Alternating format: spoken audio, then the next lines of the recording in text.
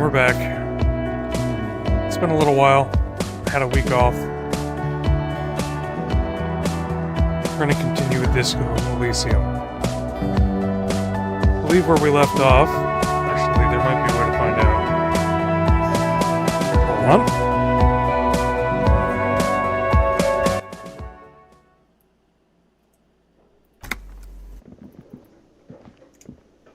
The way to find out should be... Oh, I was playing this with a control, wasn't I? Yeah, I was, wasn't I?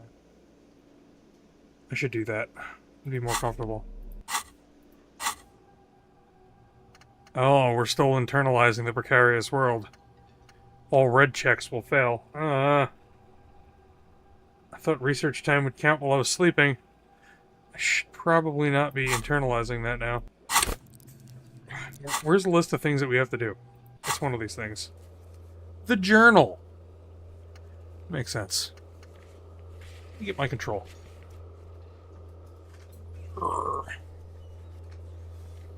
You gonna turn with me, camera? Yeah. Good. Okay, journal. We have to run the number on the victim's armor. That should be done. Oh, we never asked Kim about the pissing competition. Gotta find the rest of the armor, of course.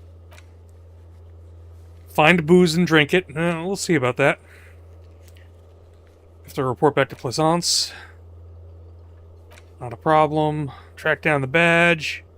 Figure out who put the clothes in the trash. Read the ledger. Oh, we should do that. Ask around about the tattoos. Send the victim's body. We should do that now that we've gotten the boots off. Who made the call? Explore the secret passages. Sing karaoke. Important, important. Open apartment door for Everart. Oh, find out about the borscht. Okay. Pick up the dice. The dice should be ready. Get a reality lowdown. Okay. Buy the fountain pants from Kuno. I want to wear some track gear. And find all the armor pieces. Okay. That's everything. We got a couple of... Oh, we got the impossible cargo container door check. A challenging volition check for the electronic doorbell. The footprints check we gotta do. Empathy legendary for Kuno. I don't know if I want to level with Measurehead and figure out about being a racist. I don't think I do. And a pain threshold check. Okay. Well, let's talk to our favorite guy. Hey, Gart. Can I help you? I need a drink, Gart. Do I have a shaker in my hand? Is this a shaker? He sounds irritated, and it's not a shaker. It's No. nothing. There's nothing He's there. holding- Am I wearing a little bow tie? Am I wearing a bow tie? We did this and one already. doing I just this? love it. Am I smiling? Do you see me smiling and shaking my little shaker? No. Do you know why? Because he's not a bartender. Because you're not a bartender. That's right. I'm the the cafeteria experience. manager. I'm glad we cleared that. Was there anything else? What you want is a goddamn drink. How is that so hard to understand? Play it calm. This man needs to understand. You need Play a it drink calm, to the only help choice we haven't community made. deal with police stuff. I want a fucking drink, asshole! Well, you're not getting it, asshole. Okay. I don't know why I didn't play this game. This would have made me feel better all week. This is a thoughtful exchange, but can we move on, please? Oh, man. Kim, this is a thoughtful exchange. Another thing. Great. Aha! I love those. I saw a sign that says I couldn't go into the kitchen. Why can't I go? What are you, a cook now? That's none of your business. Maybe I am a cook. You're not. You're a menace. Fine, okay. The kitchen is closed until 1 p.m. because the real cook is working. You can snoop around after that, if you must. Okay. Yes? Bye. We have anything new with Lena? Just a moment. Oh, we do. She's agitated, judging Uh-oh. from the way she keeps pulling at the frayed edge of her blanket. And there's no public phones nearby? The closest phone booth is down the coast. Sorry for the inconvenience, ma'am. It's fine, I understand. Thank you anyway. I'm glad to see you again, dear. The lady is distressed. Perhaps something more upbeat might cheer her up.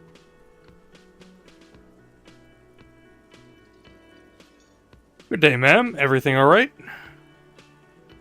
No. Sorry, ma'am. Nah. Howdy, Lena. What's kicking? Please don't trouble yourself about me, sweetie. I was just hoping to make a call, but the Whirling's phone line isn't working.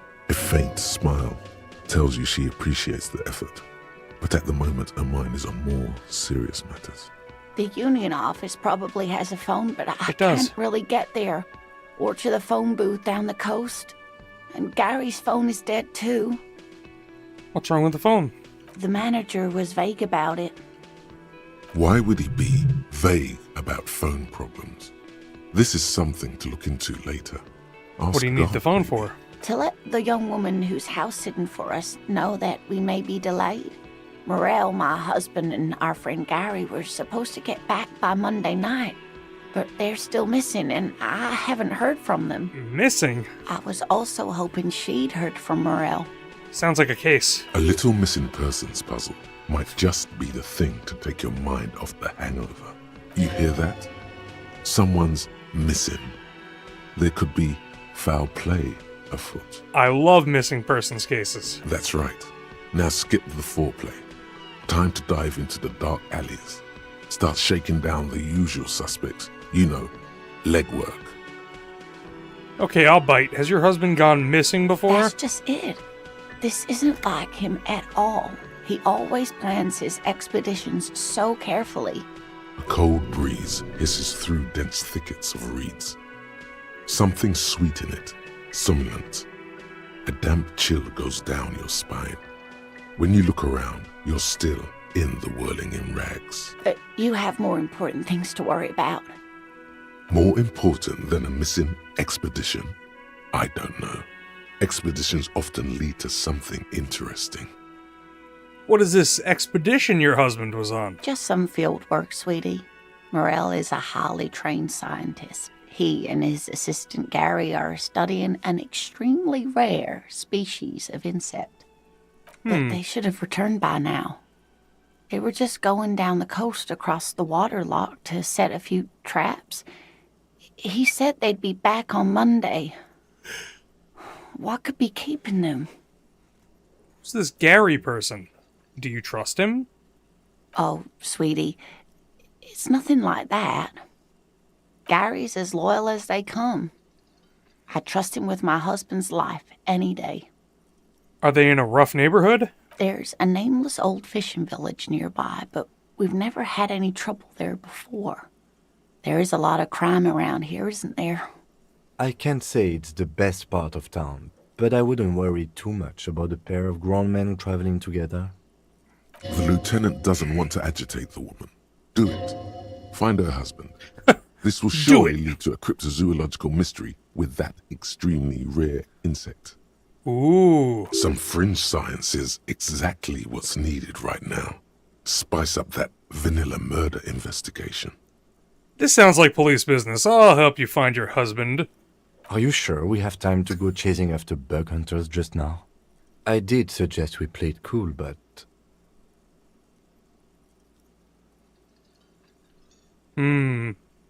I've got a premonition that this missing scientist is connected to our main case.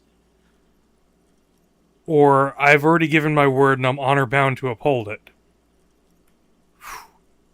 Let's do the premonition one.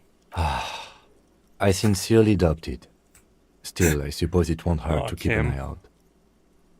Oh, thank you, officers. Truly, I'll be right here if you come across any sign of Morel. So your husband is some kind of scientist. Oh, yes. A zoologist. A cryptozoologist, to be more precise. What is cryptozoology? It's a pseudoscience that attempts to legitimize research into mythological beasts and urban legends. That's one opinion, yes. And people are entitled to their opinions. She's used to playing off such insults casually, but they still affect her. My apologies, ma'am. I did not mean to undermine your hobby. It's not a hobby, dear. It's a subfield of zoology, one specializing in animal species that are so exceedingly rare that many assume them to be extinct or even fictitious. Searching for such species called cryptids is difficult and often thankless, and frankly, many scientists are too lazy to do it.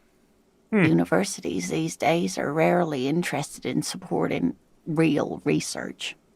The quality of research at Revacholian universities has been on the decline, but you doubt there was ever a time when cryptozoology was embraced by the academic elite. She's completely internalized her husband's struggles. They are her own. Well, these are going to be followed up on, but we have a check. 97%, you got to do it. Actually, let's do these first.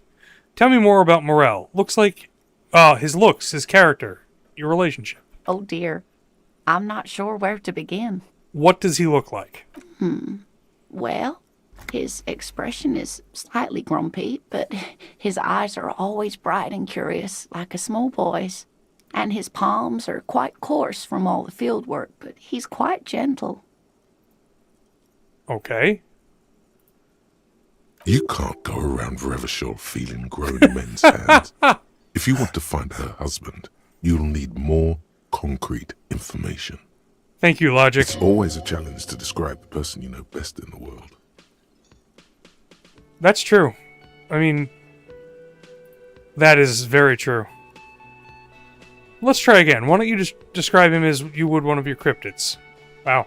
Oh, well, he's a bit shorter than you, but with a larger frame, and he has longish white hair, usually a bit uncombed. You might say wild, even.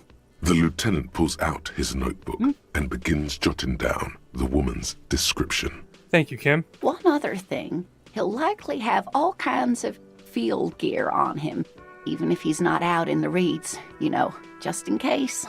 How long have you been married? We'll be celebrating our 16th anniversary this autumn. Not the most numerically satisfying anniversary, but I like the less obvious milestones even more somehow. How did the two of you meet? Via dating agency, I'm ashamed to say. I was looking to get back into the scene after recovering from my accident, and he'd just divorced. We hit it off, and, well, here we are. She's skipping over some important parts. Perhaps you'll find out more later. I think I have all the information I need. Let's move I on. hope I've been useful. Now, tell me more about that rare insect your husband's looking for. Oh, sweetie, it's fascinating. But I shouldn't bore you with entomological minutiae. The lieutenant gives you a sideways glance. No, I want to hear about the insect. Well, it's a phasmid, technically, but Ah yes, Phasmatodia, a diverse group of insects whose bodies resemble twigs, leaves, that sort of thing. Ghost insects, colloquially. Ah, like a walking stick. Oh yeah. Here comes the interesting. where other phasmids imitate sticks or leaves, this one's a living reed. It disguises itself among the reeds here on the Insulindian coast. Ow. Okay. Hence its name, the Insulindian phasmid. Perhaps you'll end up co-discovering the phasmid with us, officers. There's a touch of awe in the way she enunciated the creature's name. The Insulindian phasmid. I knew it. We're gonna be chasing made-up insects with cryptozoologists. Well, Kim, sorry. It's not made up, officer. I can assure you.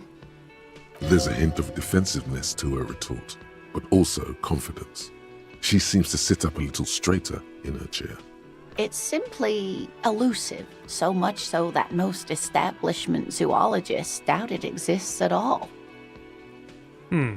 What makes you think it's around here? Well, some teenagers making out in the reeds saw one. They didn't know what it was, of course, but there was a brief article in a local newspaper about their encounter with a ghost insect that looks like the reeds. Gary sent us the clipping. Interesting. Maybe the phasmid made the teenagers make out. That is a weird thought. Maybe the Phasmin made them make out. I doubt it. It's not like teenagers need much encouragement in that regard. So a newspaper clipping is all the evidence you have? Of course, most phasmid sightings turn out to be false alarms, but their description matched the Insul Indian phasmid perfectly, and they didn't even know what they were looking at. Enthusiasm has wiped the worry from her face. Her eyes sparkle behind her glasses. You seem really excited about this cryptid. I suppose I have something of a personal connection to the Insul Indian phasmid. All scientists have their little hobby horses. Is it dangerous? Not at all. Why else would it hide itself so carefully? Is it valuable? Oh, I doubt it. No one gets into cryptozoology for the money, sweetie. How about, does it have cool powers? Yes, it can blend in almost perfectly among the reeds. It's how it stayed hidden all these years. Centuries, even. Okay, what's so special about this stick bug then? Oh dear. I'm afraid I'm not explaining this very well. It is very special. Okay. Morel can explain it all much better. I wish you could hear him describe it. Then you'd understand, I'm sure. How about some other cool cryptids? Sometimes the most charming thing you can do is be reasonable in your requests. Could you tell me about one, just one more interesting cryptid? The Insul Indian phasmid was great. I suppose you could use a break, and I could use a distraction. One cryptid, like you said. Oh, One. poor Kim. This can't turn into some kind of cryptid extravaganza. We have things to do. Cryptid extravaganza. I like the sound of it. No, alright, Kim, on just one little cryptid. He nods and assumes a waiting posture. Cryptids, cryptids. Let's hear about all the interesting cryptids. Ooh, tough choice there. Oh, what's the biggest, the tiniest, the most dangerous, invisible cryptids? It's the most dangerous The cryptid. gnome of Jeroma. The gnome of Jeroma. That sounds terrifying. Oh, yes. None of its victims survived. Grieving relatives never even found their bodies because the gnome's venom dissolved organic tissue. What does it look like? It was reportedly a small creature with webbed fingers and a protruding forehead and a gangly little thing. Quite scary to look at. Oh no. A couple of campers found it when it was already dying. They heard an odd wailing in the woods and followed the sound. They were scared and wrapped it in tarpaulin to suffocate it. Oh God! It still took the gnome of Jeroma an entire day to die. If the body of the creature was found, why aren't there detailed illustrations of it in science textbooks, confirming the existence of this very little species? Alas, the first scientist who got his hands on the creature's corpse put it in a jar of formaldehyde, thinking that would detoxify the gnome's venom. Instead, all the venom leaked out of the creature's teeth and into the surrounding liquid, dissolving the creature itself. A poetic end, perhaps, but a real loss for science. Alas, always alas, and then it was gone. Isn't that overly convenient? No, it was a perfectly good explanation. Stop being skeptical. Sure, a perfectly good explanation. It dissolved in its own venom. Go on then. Ask about more gnomes or whatever. I told Kim that I would only ask one. But what's the biggest cryptid? Hey, you promised you'd only Oh. ask about one cryptid. Okay, fine, Kim. It would be dishonorable to renege on the promise. I'm glad you see it that way. Did we have anything more to do here? No. Take all my fun, Kim. Just bury my fun. Tomatoes are so thinly sliced you can see through them. A thin man is smoking below an exhaust hood, Oh, looks like a cook. occasionally sipping from his mug. It's Gorasi This must be Kubek. the Whirling's cook. As you step in, he nods toward the table and says something in a completely foreign language. The only words you can make out are Goransi and Kubek. Okay, it's definitely not his name. Whatever you do, please don't call him Goransi Kubek. Please. It's not funny. Okay, logic is telling me not to. Hello, sir. Got time for a few questions? The man puts his cup down and replies something, his left hand drawing arcs in the air. Do you know what's behind that door? He looks up at you, then looks away quickly, shrugging and muttering something to himself. Shrugging is an international sign for, no, I don't know what's behind that door. Leo said you're friends with Manana. Is that true? The mention of Manana gets his attention. He smiles and delivers a whole slew of unfamiliar words and lively gestures. Then he falls silent again. They're friends? They're friends. What's in that borscht you're making? The man says a couple of sentences in that strange language of his and then seems to wait for you to speak. I'm pretty sure he asked you a question. He doesn't know your language. You can just say something cool in return. Mercury rising. Yes. Borscht need more vodka? Vodka! Okay, so it's vodka that keeps the men happy and in good spirits. Clever move by the Union. Vodka borscht! I love it, Bratan! Turn it the fuck up and then ask for some yourself. Thank you, horrific necktie. Turning it up seems like a dangerous idea, honestly. The place is a powder keg.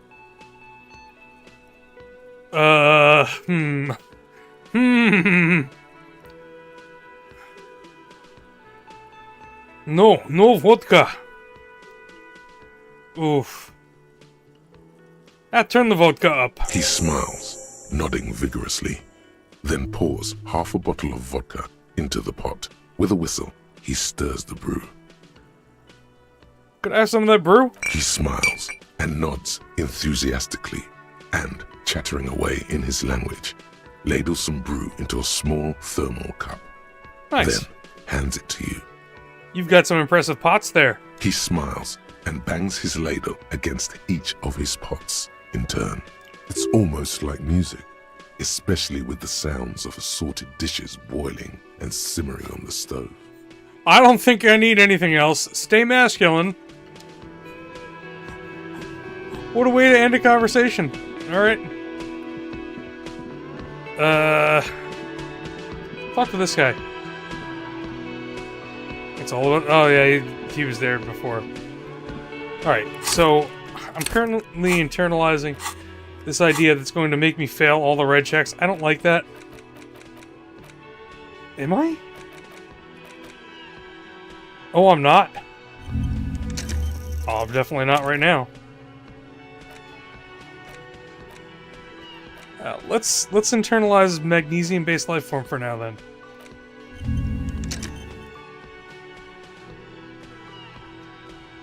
-1 shivers is what it gives me. And then we'll talk to the gardener. So we think. Hello, gardener. Let me handle this. The woman says to the crowd in the mess hall, before turning to you. You seem a little different today. Less hospitable. You are far from home, Lieutenant. This isn't a district known for its love of self-proclaimed militiamen. You're not a gardener.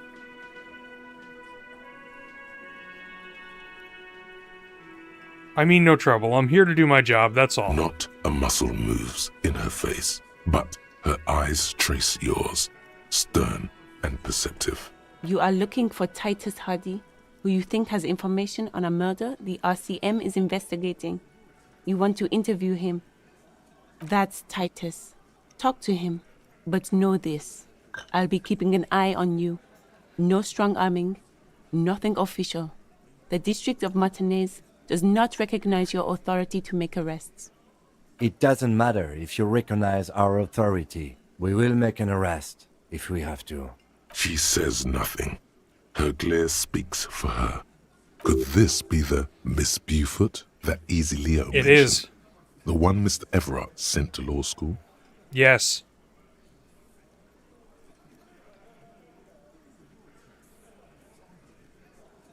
Are you Lizzie? Elizabeth? Miss Beaufort? I suggest not wasting time on trivial pleasantries and focusing on why you are actually here.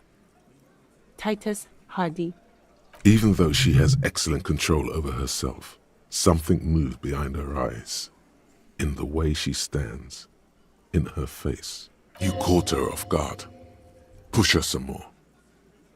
Easy Leo told me about you. He likes to talk a lot. You are not here to chat up the legal counsel. You are here to question these men. You set the pace and the topic of these conversations here. Establish that. Thank you, Authority. A man like Easy Leo could have said anything. Do not be restrained, sire. Ooh, thank you, drama.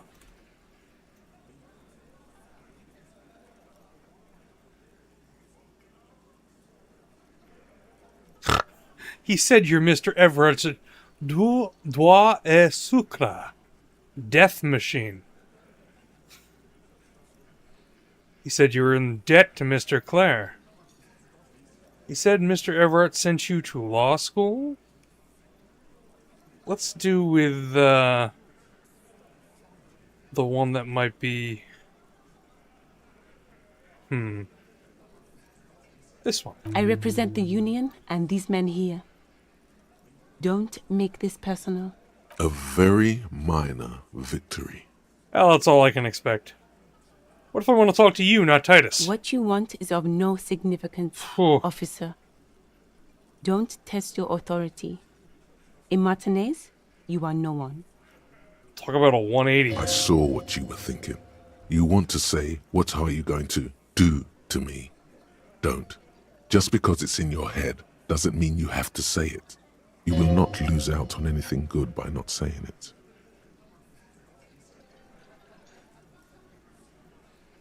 Okay, so basically, do not say that.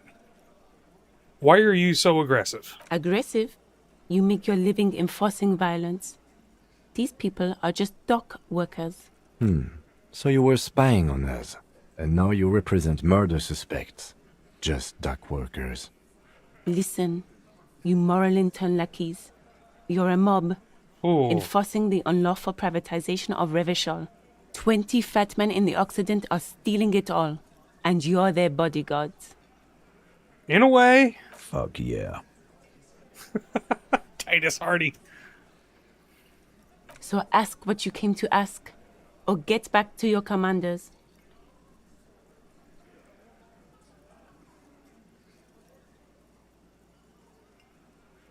I liked that. Good start. Let's take it a step further. Armed uprising. What are the Union's plans? Look, a comedian. Do your job, ask your questions, then get out of Martinez. Strange. It's as if people don't believe a cop could be a socialist revolutionary. I actually do like that. Okay, we'll talk to Titus then. We know what your role is. Alright, what's your role? Obviously, I'm a lawyer. A legal... Hey. Psst. Psst. Hey, you. Me? Yes, you. Word on the street is you're ready to start building communism again. Again? Yes, you're ready to start building communism again. You've built it before. They've built it before. Hasn't really worked out yet. But neither has love. Should we just stop building love, too? Yeah, that's a real good point. Can't argue with So, that. what about all that communism you've promised to build? Word on the street is you've woken up from 1,000 years of slumber, promising to erect a version of communism many times greater than any attempted before. Is that true?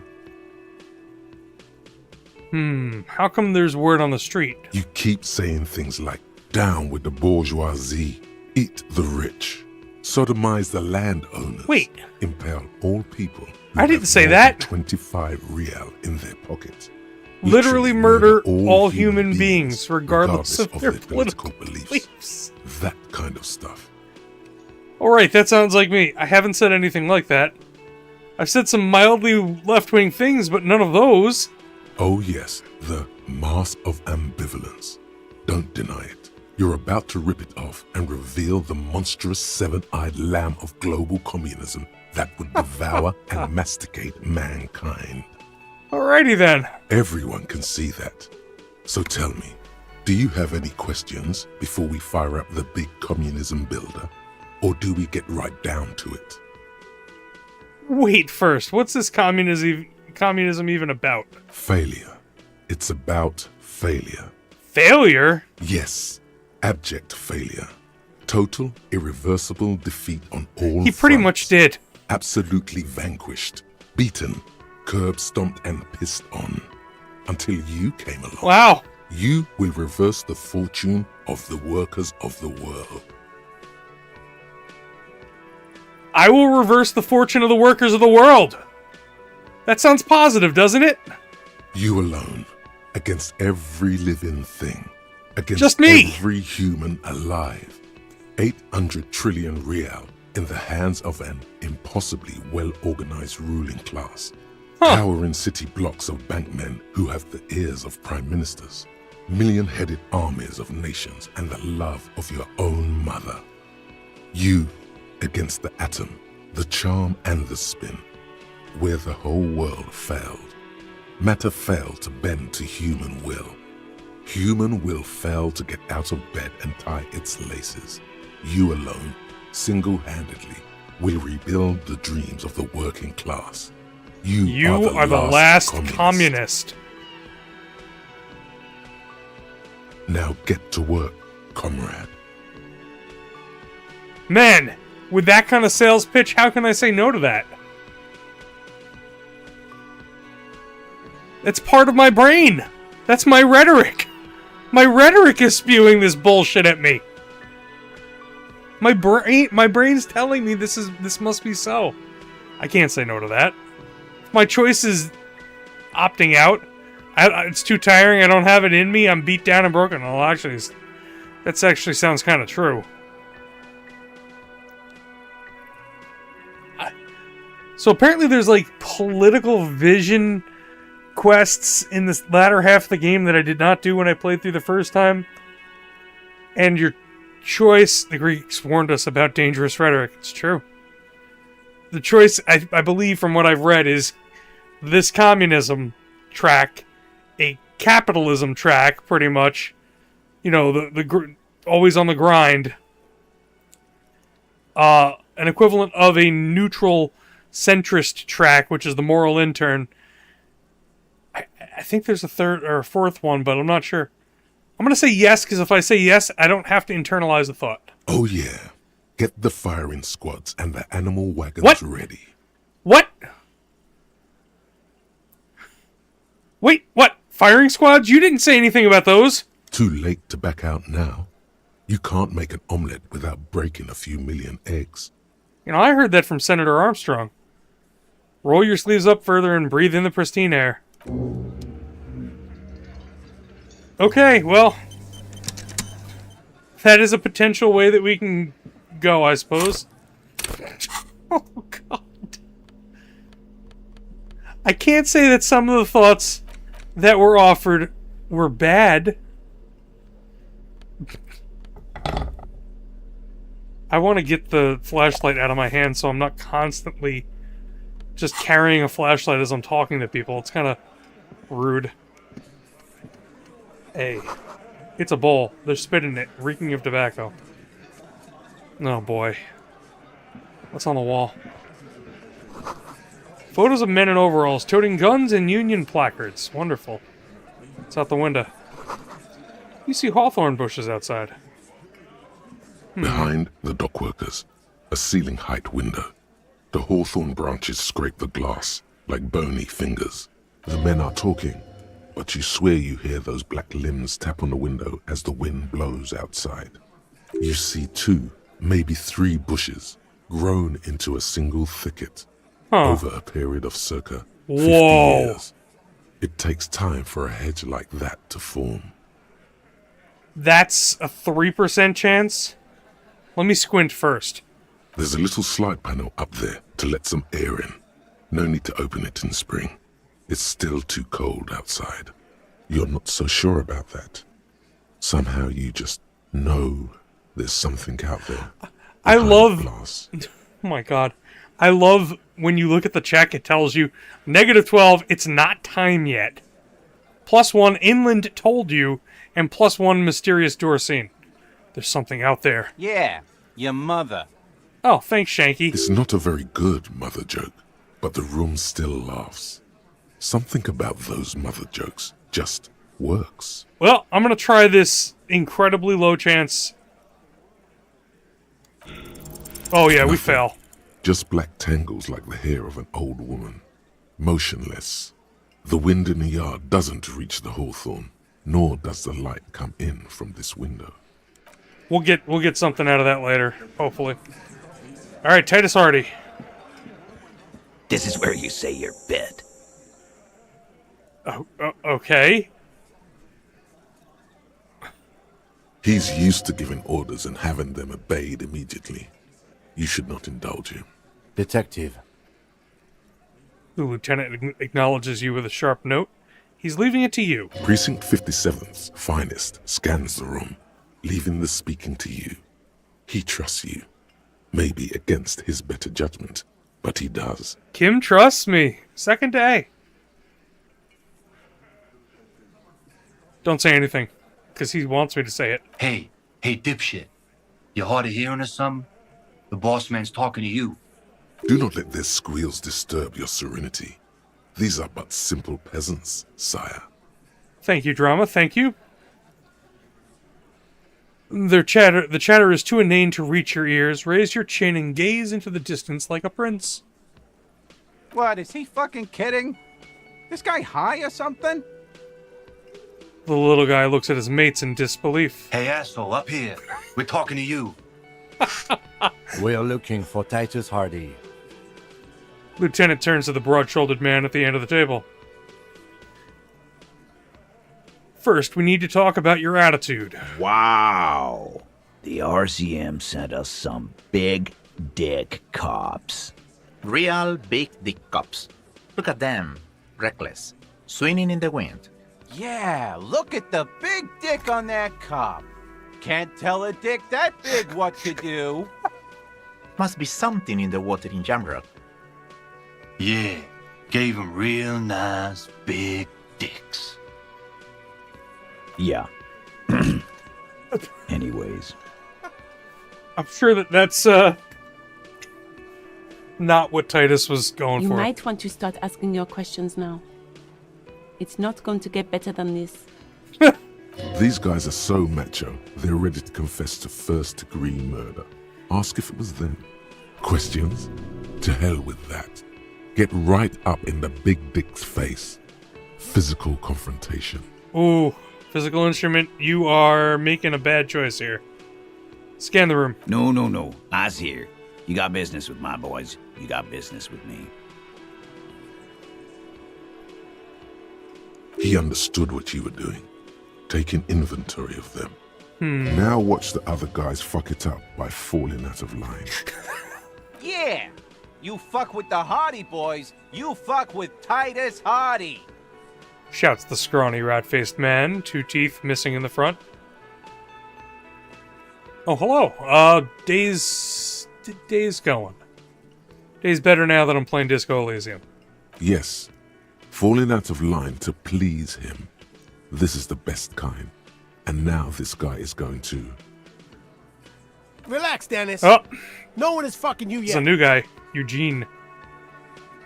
Says the 40-something man from the corner, with a plectrum hanging from his neck. Use it to take a dig at his friend. Floodgates open. Yeah, Dennis, calm down. No one's fucking you, you stupid fuck. These guys are terrible. Let Dennis enjoy his fucking, man. We don't mind. Oh, been streaming 5 years now? Around that, I think it's around 5 years. 4 or 5 years. You notice gang tattoos. The man must be either Mesk or Samarizian. This one knows how to keep things going. He's a hothead, but not one to be taken lightly. The last one is a bit of a black sheep. Yeah. You're not even being fucked, Dennis. Normally stream Thursdays, this time of day, which is 9 Eastern, to midnight Eastern, but that's probably going to change in the upcoming next couple of weeks. Things have been pretty tight before now, but things should be opening up, so maybe a little bit more. Over the last month and a half, stream times were kind of sporadic. Played through Death Stranding, and then time got tight again, but time's set to open up. I think Fat Angus is the guy who gets picked on in their Easy, group. Fellas. We got company. Let's see what brings the cop around. Alright, Too late Titus. to stop you. You've already got them all, including the old bearded man who's smart enough to smoke instead of talking. The old bearded man? As you can see, he Oh. doesn't speak a lot, and Theo. you almost missed him among the others. In the back of the table. That's enough to take another look at those tracks in the yard. See if they fit this band of miscreants. That's actually helpful. I'm not going to take an aggressive step closer. I don't want to fight with Titus. The hangman in the backyard, did you do it? So, you're not just here to swing your big dick. You're here for the pretty boy. A real looker, that one. Stinks like shit, too. They love him, boss. Spend all day digging around in there. Can't get enough of that pretty boy smell. We already dealt with the body the first day. Thank Funny. goodness. But my partner and I have a serious matter to discuss with you. Why is there a container belt around the dead man's neck? I've spoken to the dead man in a bizarre occult vision. That's technically true.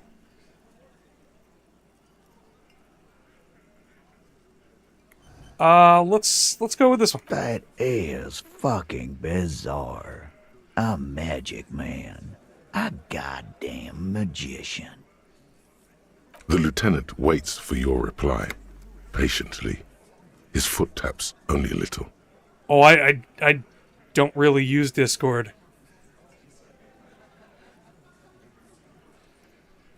He said they killed him. These uninitiated do not understand the fineries of runic science. I'm old school.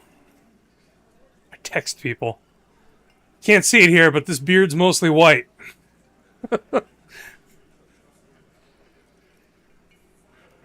He told me it was you who killed him. Why is that? He said love did it to him. That's technically true. He did say love did it to him. Well, well. Fortune teller. You might be onto something. They don't just end up in trees for nothing. There was a speck of truth in there for him. You accidentally touched something. We had something else, beside the occult vision. Are you discounting my occult vision, Kim? Kim, that occult vision was real. We had to have something. His Fine. foot tapping has become less patient now. Okay, why was there a container belt around the dead man's neck? Container belt? Like we use in the harbor? Yes, why? Because we took it from the harbor where we work. Then we went out back and used it to hang him. Okay. As he speaks, his fists contract, going through the pulling motion again, savoring it. We did this. Together.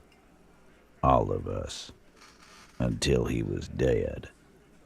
That's why there's a container belt around his neck. Titus doesn't know that we found out the guy was shot. There's a catch hidden somewhere. He didn't confess so that you could take them all away. It's too simple. But there's a catch. There is no catch. These 7 honest men have all equally come forth to tell you what happened. so that you don't waste any more of your time. All 7 together. They're diluting responsibility. It's an anti-arrest tactic. How does that work? If 7 people killed somebody, they all killed them. They're playing to their considerable strength in numbers. Don't talk about arresting them. You'll only bring attention to your inability to do so. Alright, Authority, I believe that. We're gonna leave that bullet in the head until the end. So you murdered him just like that, no remorse. How many people have you sent to the Shays? Ever felt remorse for them? Chaise électrique is the method Electric of chair. capital punishment in Revachol under the Coalition. In French. During the suzerain's reign, it used to be the firing squad. Or send them to Reunion to rot. For 20 years. For life. I guess Reunion's prison.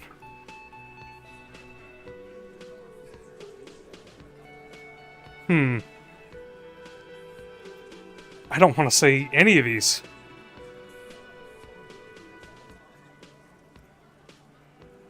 Honestly, I drink so much I really can't remember anyone I've sent behind bars. I'm gonna ask him what Reunion is. The River Esperance Correctional already know. Facility, a military prison run by the Coalition, dubbed Reunion by the inmates. The origin of the name is unknown. So it's like Sing Sing, which is upstate New York. Well, not really upstate, but it's up the river. I'm gonna say... Honestly, I drink so much I can't remember. Doesn't remember them. He just forgets. Are you hearing this, Titus? Ain't no use keeping a stiff catalog in your head. That's for sure. Who called the shots that night? Are you deaf? There will be no singling anyone out. You can't arrest a Hardy Boy without arresting all Hardy Boys. I didn't say I'm arresting anybody. Do you think you could do that? Do you think you could arrest them all? A shadow of a smirk passes her lips as she tilts her head. A trick question. Don't let her lead the conversation. Titus, keep addressing him. He wants everyone to know he's in charge. No, but seriously, who calls the shots Who do around you here? fucking think does? He sounds more amused than angry. He's so sure it's him. But it's not that simple. There's someone above him, or beside him, sharing the leadership. Hard to say who. Huh. Wow, that's really sad to do to Fat Angus. The biggest animal dominates the herd. I'm guessing it's the big one. Everard Clare runs the Union. You answer to him, right? That's gonna really get under his skin. You keep him the fuck out of this. Told you. We have autonomy. It's all on us. Everard runs the Union. I run the Hardy Boys. You stepped on some big toes there. Tried to take out a satellite. That's not how it's going to go. They'd rather rot in jail than implicate Mr. Clare in this mess. When the shit starts spinning, it will not land on Mr. Never Clare. will. That's the deal here. The Fixer will ignore the notion completely, focusing on Titus's culpability. When Titus Hardy says he runs the Hardy Boys, he means that in an administrative capacity. On that night, everyone acted as one man. When did this hanging incident occur? You don't have to keep answering his questions. The Fixer turns to remind Titus. I know, Lizzie. Relax. We killed him last Sunday night. Seemed like a good way to end the week. How long had you known the victim? Known him? We don't associate with scum like that, asshole. Alright. Yeah. Who do you think we are? Quiet. He came around about 3 weeks ago when that Pines cow first sailed into town. Okay. Happy? So he's related to the Wild Pines representative. By the Pines cow, you mean the representative for Wild Pines? The shipping company you are striking against? No. I mean the Pines cow. The stupid-ass cow they sent in to fuck us over. But you know what? Why don't you ask her about the pretty boy? I'm sure she has interesting things to say when you ask her hard enough. Will do. That's enough insinuation for today, Titus. Why did you kill Officer, him? Your interview is drawing to an end. Don't waste your last questions. How did you kill him?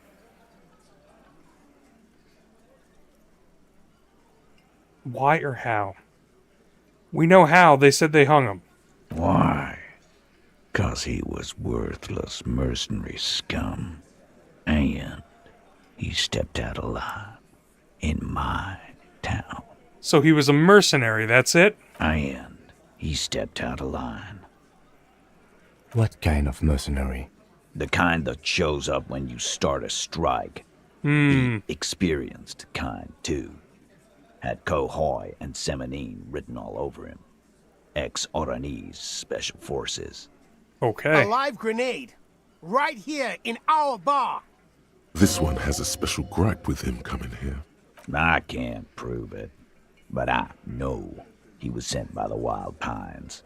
They hire merc shit like that. Story of every strike from here to Samara. How do you know that he was in Special Forces? 'Cause one night, he walked straight up to the mic and said, I'm RNE's goddamn Special Forces, and I'm gonna fuck you all. Well, that's pretty clear. Really? Yeah, really. Had a gin and tonic up there, sang some RNE's paratrooper song, and said he's gonna fuck everyone. We couldn't believe it either, but he fucking did, right there. Like some kind of animal. Sire, the tale is true. Huh. This is a serious violation of the karaoke code. It's a serious violation of the karaoke code. Okay, besides crimes against karaoke, what did he do wrong? Wrong? He harassed women, raped one, harassed workers, threatened to kill some as a warning. So he was brought in as, like, the muscle. From rape to harassment to threats of violence. Why the strange de-escalation? Yeah. He regrets mentioning it. Hopes you didn't notice. To kill us all, if we don't open the gates, if we don't let the scabs in, if we don't bend over. That was before he started coming here. Yeah, he said it was his favorite joint now. Started coming here every night. Drinking, grabbing girls. Grabbed one of ours mid-karaoke, right there on the stage. He grabbed someone? Lieutenant is trying to make sense of this flood of information. Yeah. This girl's on the mic. A beautiful girl. Young. Gets into the second verse of Lover Lake. The fucker grabs her legs, starts screaming. Show me your cunt! Why don't you show me your cunt? Then, he gets knocked on the head with a wine bottle. Doesn't even fall down. Huh. Was this the same girl who was sexually assaulted, raped, you said? Aren't you fucking listening? My man is talking to you. He took care of it. They got the girl out before anything else could happen. Yeah, me and Eugene got her out. Aren't you fucking listening? There's something odd here. Seems like they don't want to talk about that rape Titus mentioned. Why not? This is a serious allegation. Yeah. Make them talk about it. Right, but who did he rape then? This is a very serious allegation. No. You're not getting the name. That's a Martinez matter. And I'm not discussing it with you clowns. Despite the stonewalling, you can slip one more question in. I'm gonna ask one last time. Who did the dead man rape? Titus, do not answer. You have been forthcoming enough. Fuck off, Carl. She's gone through enough without you harassing her too. She doesn't need more embarrassment. What are you talking about? Embarrassment. If someone has been sexually assaulted, we need to... What you need is to get the fuck out of my face. I've had enough of explaining myself to you fucks. He's dead. It's done. As you can see, these men can only take so much baseless scrutiny. I'm doing my best to keep the situation civil, but... It won't be for long, she means. It's true. She was the only thing holding him back. How does the bullet in his head factor into this? Huh? A sip of beer makes the surprise go down easier. There was a bullet in the dead man's brain. Why was it there if you hanged him? How the fuck do I know? Anyone could have shot him. Target practice, maybe. He's tight-lipped suddenly. Interesting, sire. It's as if he's lying to protect someone. He's not very good at it. This line of questioning is over. You got the cause of death already? No. Hanging. If there's any post-mortem trauma, it's your problem. This will not turn into a cross-examination. This was a good move. Also, notice how Titus doesn't like her much, especially when she's calling the shots. We're not going to arrest him. How did you kill him? We hanged him up by his neck until he got real still. Yeah. Wasn't that obvious, copper? Didn't they teach you anything at the cop school, idiot? You're pretty sure you've had at least 2 years of cop school and many more of active service. Certainly enough to not put up with this backsass. Nice. Deliver a knockdown observation. Here we go. Now you listen to me, son of Jim. The autopsy showed the victim's hands weren't tied. No signs of struggle. Explain this and make it real simple. Look, I'm not gonna play 20 questions with you, capo. I'll say it again. We killed him. That definitely caught him off guard. In comes number 2 to take care of it. Yeah, I knocked him out. Came up behind him and clapped him in the back of the head. He went down like a sack of sand. That's right, lawman. And then we hanged the fuck. Make them a bit more uncomfortable first. It's a red check. Then see if it all adds up. Gotta make him a little bit more uncomfortable first. Mr. Tats, what did you use to knock the victim out? My fucking elbow, copper. Samaran boxing style.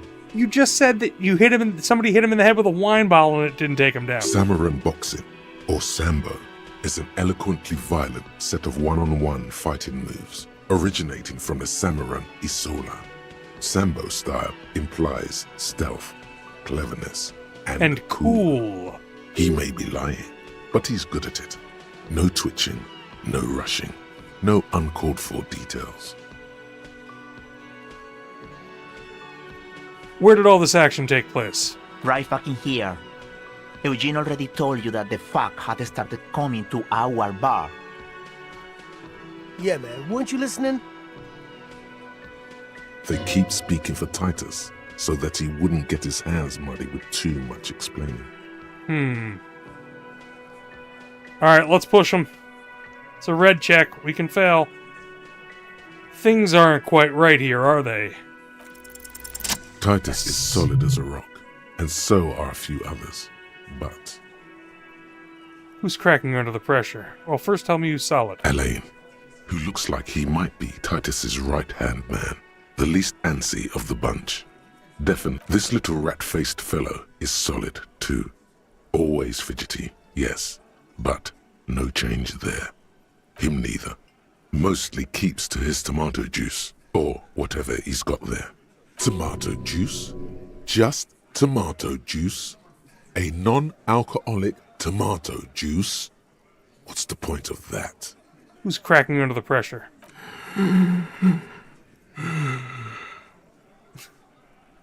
This one. He's sweating profusely and has difficulty breathing. They're smartly keeping him out of the conversation thus far. Definitely the weakest link in the chain. A single sentence would wear him out. He can't take the length of the questioning. Keep it going long enough, and he'll crack. Hey, you. You having trouble breathing over there? No. He looks up startled, his forehead shiny from sweat. A few coiled locks are peeking out from under his warm woolen hat. Of course he's having trouble breathing. Just look at how fucking fat he is. Wow. These are your friends? Fuck off, Shanky. Angus is a powerful guy. All muscle. Keep your eye on this powerful guy. Sooner or later, he's going to break like a piece of twig. There's something you're not telling me. And fuck you, too, Copper. Picking on Angus like this. We're done with this schoolyard shit. And just so you know, he doesn't have trouble breathing. His all-muscle comment wasn't sarcastic. He's genuinely trying to look out for Angus. This one is a stone wall. You won't get more out of them about the night of the murder. Not yet. Right. I have other questions about the lynching. What, Copper? What are you going to do now? Nothing. Your investigation here is done. Leave Martinez, go back to your stations where you belong. That's not happening. I think we're going to stick around, thanks. Some things don't add up here, Titus. I've done this job for long enough to know that people don't just confess to first-degree murder. Even if it is a group responsibility, we're going to look into this. Good luck with that. You've heard everything a rent-a-cop is gonna hear from us. Real law officials. You're lucky you didn't get a beating. Rent-a-cop. So that's what this is about. He doesn't see you as his equals. Forget about their games. You've mapped out the characters. Reading the footprints in the yard should be easier now. You still haven't explained the bullet I found in the hanged man's head. Maybe I should establish authority first. I got a half and half chance, pretty much. Godly. Let's go for it. Establish Failure. authority. Yes. Authority. Feverish thoughts race through your mind. Kim, I need your gun. Oh no. That's it, that's all I got? Did you already try the gun thing? I hear the gun thing is excellent and it's great for guns. Oh no. You're probably right. The others are only there for filler. To make the gun thing pop. Oh god. Well, Kim, I need your gun. Why? This is not what he thinks it is. This is a great idea. Oh. I'm afraid it's not what you think it is either. What? Who? Me? What is it? Everybody calm down. This is only a demonstration. Kim, the gun, please. What in the name of fuck are you doing? But I don't want to give you my gun. Oh, no. The fuck is happening, Titus? What are they whispering about? Easy, Shanks. I want to see where this is going.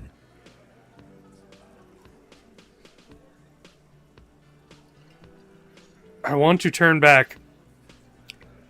I'm not scared anymore. I know what I have to do. Trust me, Kim, I am merely flesh. There is no other way. I know what I'm doing. It's not my first day on the police job.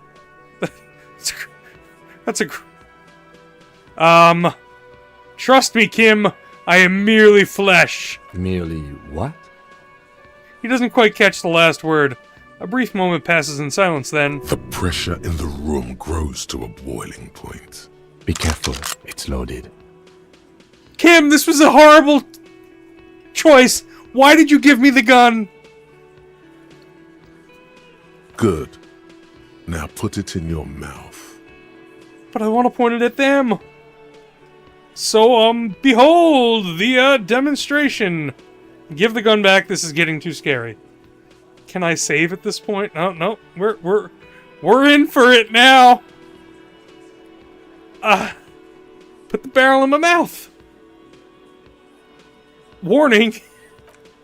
This could be going poorly. What are you doing? Genuine panic flies across the lieutenant's face. The short, cold barrel touches your lips. It tastes like iron in hell. Fellas, you getting any of this?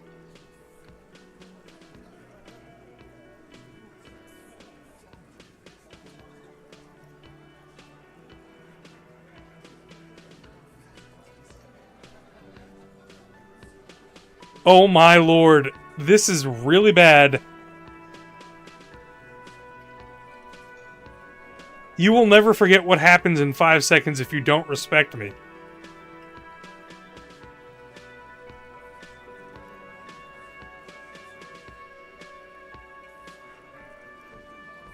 Fellas, the cop is really threatening to off himself. This is insane. No, that is not what is happening. This show is unnecessary. Give me my gun, now. He's desperately trying to offer a counter-narrative. There is none. Don't. There's this itch in the middle of your skull where you've never reached, never scratched. You better get ready to fucking respect me in 5, 4, 3. He's not gonna off himself. Come on. No. He'll do it. Go ahead, son. 3, 2. 2, 1. Do it. Get this one thing right. No. Give it to Lieutenant Kitsuragi. It's not too late. You can still spin this as some kind of tactic. Bratan, we can't have any fun if you kill yourself. Painting the booth red with your brain sounds like a real blast now. But what about later? There'll be nothing. Oh, I gotta say, the horrific necktie is who tells me what to do in this game, so... I'm gonna threaten them one more time. I'm not fucking this case up. You will respect me! We'll solve the case. Look at me. Don't worry. This demonstration is not helping at all.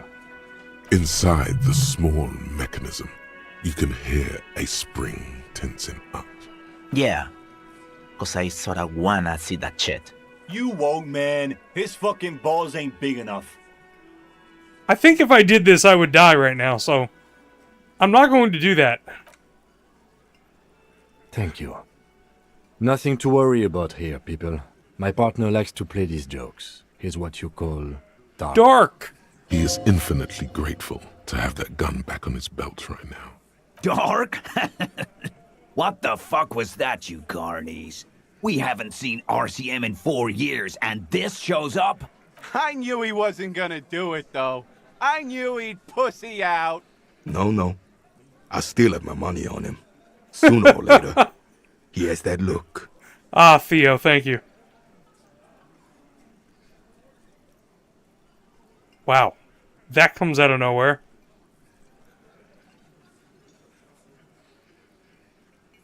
Do not think your failed suicide attempt will win you any pity from these men. Do not expect them to forget it either. Again, it was a dark joke. Maybe we should go for a little walk, Joker, before we continue. Jogging around seems to have a positive effect on you. I'm sorry, Kim, I failed you yet again. Yes! Get the serotonin running. Keeps those bad thoughts away. My authority definitely went down for that check. I'm redoing that check. I'm not loading. Oh, hold on. What's going on here? Oh, we've internalized magnesium-based life form. We tell them, hell no. You're about to become a magnesium-based life form. The age of the primitive carbon man is done. No longer must mankind rely on slow-working background radiation to take us further into our genetic destiny. This is the era of guided evolution, and magnesium is the key. You are the first of your species. The next step in human evolution. An advanced magnesium proto-man who mags it up, drinks it down, and sniffs it sideways. +2 volition, magnesium receptacle glands, -1 logic. There is no such thing, man.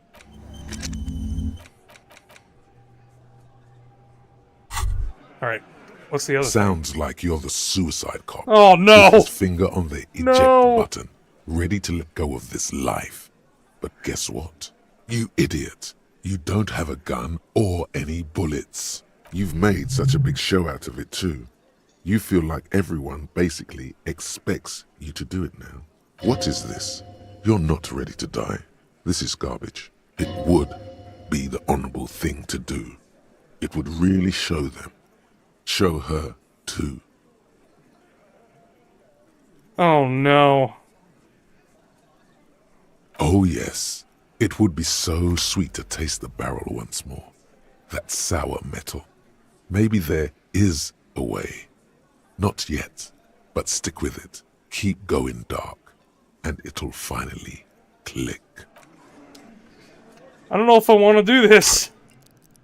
What do I need? Authority? Yeah. You got some points to put in. Alright, Titus, you bastard. Made me put the gun in my mouth. The insane police officer is back. He made me do it. The small man mimes, blowing his brains out. You see his rat face contorted in mock despair, his fingers touching his temple. Wonderful. There's laughter in the room. Alright, Try not to 83% kill chance. yourself this time. As you look around this room full of sweaty men, swearing, drinking, spitting out tobacco, does this look familiar? Where have I seen this before? You believe the place was called Precinct 41. It was also filled with, almost exclusively, men, sitting on desks, talking shit and wasting time. You seen Apricot, old Purdue's daughter? Asks Lieutenant McCoy. Replies Torson. The ass on that one. McCoy shakes his head in appreciation. A bit strange the old man named her Apricot, but, I mean, who am I to judge? Wanna hit the kebab joint? I get it, Titus. You guys really are the authority around here. Huh? You must be. You're just like real cops. Drinking beer and sitting around with your dicks in your hand. You got a problem with beer now? Not quite there yet. Push on. I have a beer problem, but not a problem with beer. Also, I have no idea how to do my job, like you. Oh, man! No, I'm drunk on the job too. I don't give a shit, just like you guys. That's good. Speak for yourself, buddy. We've been giving a shit for 10 years. Martinez was a dump before we put this outfit together. They don't know, man. They weren't here. We had 3 shootings a week, kids dead, fucking graffito everywhere. You cops haven't shown up since the 30s. That's 20 years. Congratulations on the graffiti removal. All I see is you sitting around talking about Monica's titties while there's a rape victim. So what? What do you want from me? We took care of that fuck. Don't let him drink that. One more push. Quick. Just don't antagonize him. You have this already.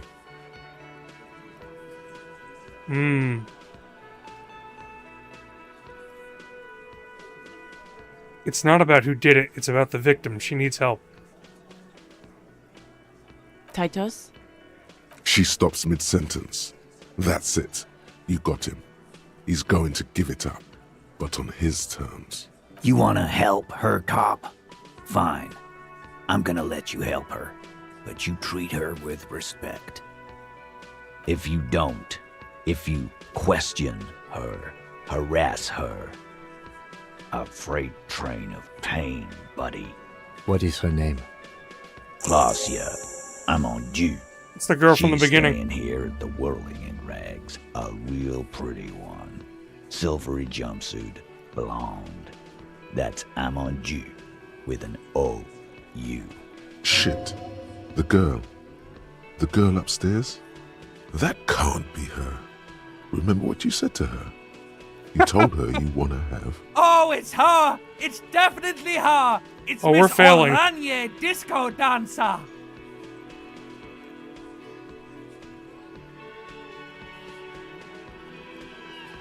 I'm not gonna even try that red check.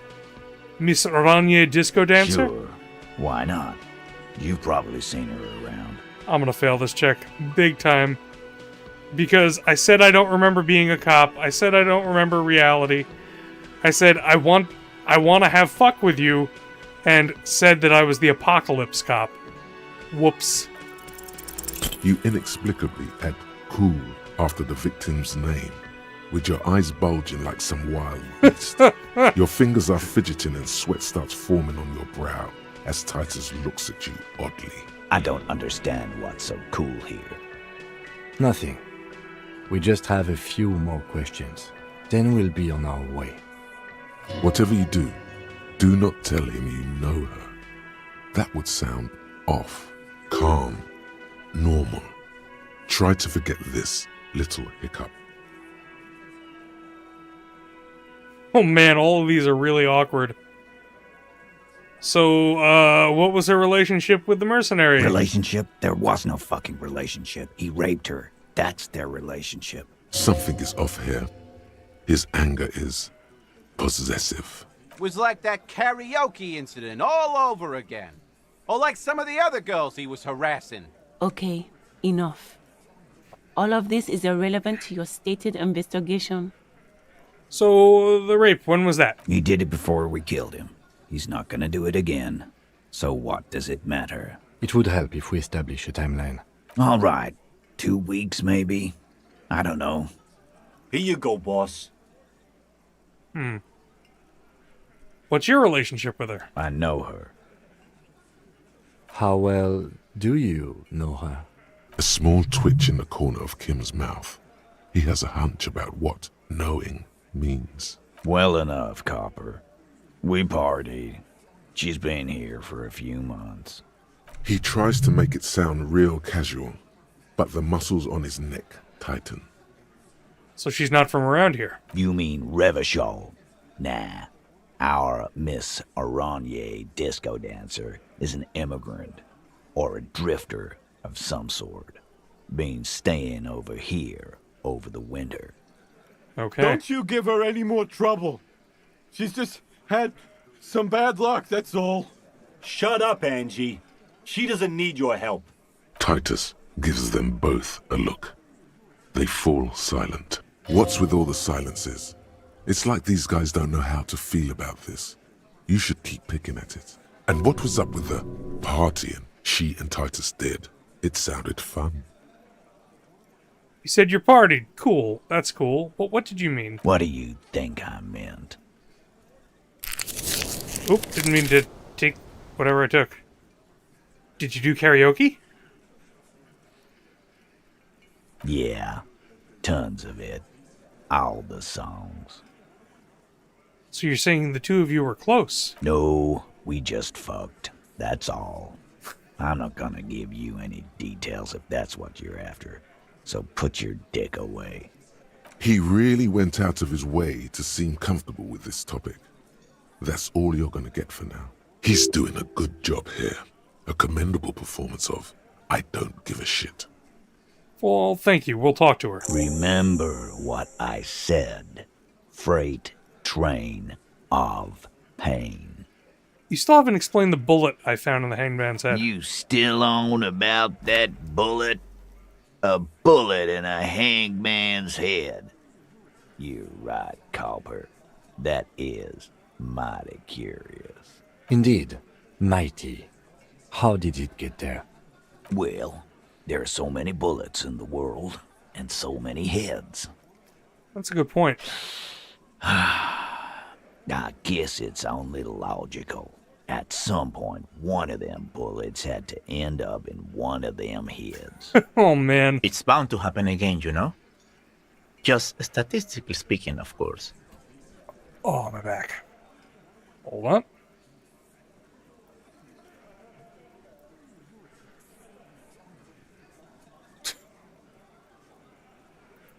Just adjusting. Put my head in the center of this. That's more or less good.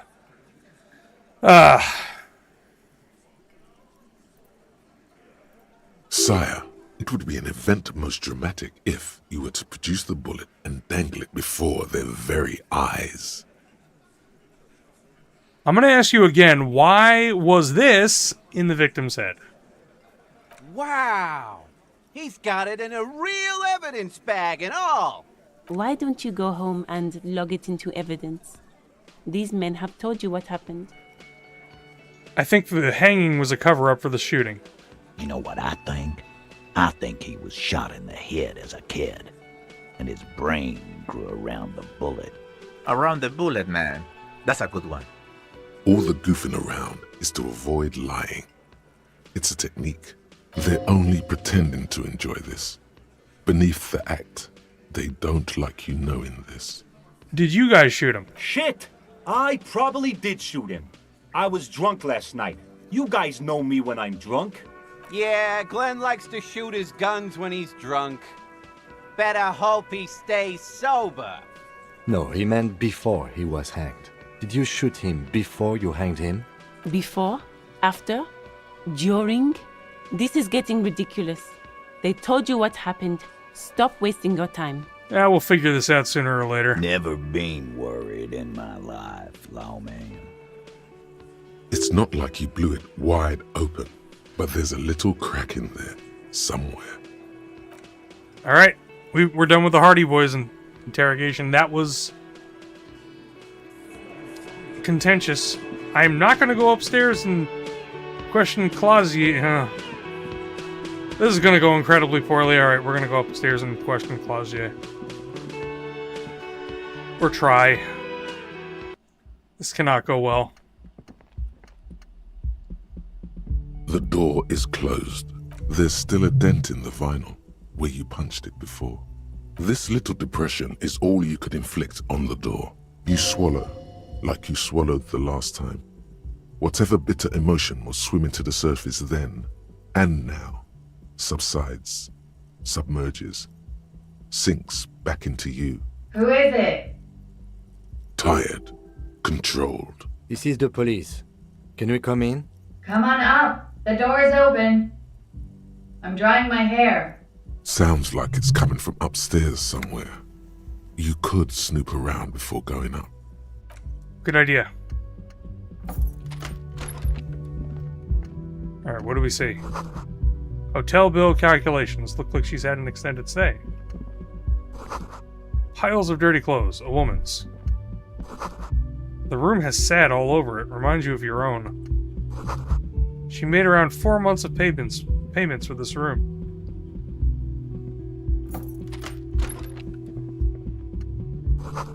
You see the yard below. The corpse is no longer there. This medicine cabinet is full of wares. Sheets of pills, haphazardly stacked, one on top of the other. There's also a toothbrush somewhere in there. Look at the toothbrush. It's been used quite a lot. This toothbrush belongs to someone who doesn't give a damn about her teeth. Look at the medications. Pharmaceuticals line the shelves. Sheet upon sheet of pill bottle next to pill bottle. Acetylic acid, APAP, eye drops, blood thinners. It's quite a collection in here. Anything of note? Search the bottles. Pill bottles rattle like bones as you search the cabinet. Paracetamol, histoperidol, something in a foreign language you can't read. Behind them, an unusually shaped nasal spray. Its label reads, Nacra. Nacra? It's like This is Narcan? used to treat opioid overdoses. Yep. Always handy to have around. An opioid antagonist. Interesting. That's used for diamorphine overdoses.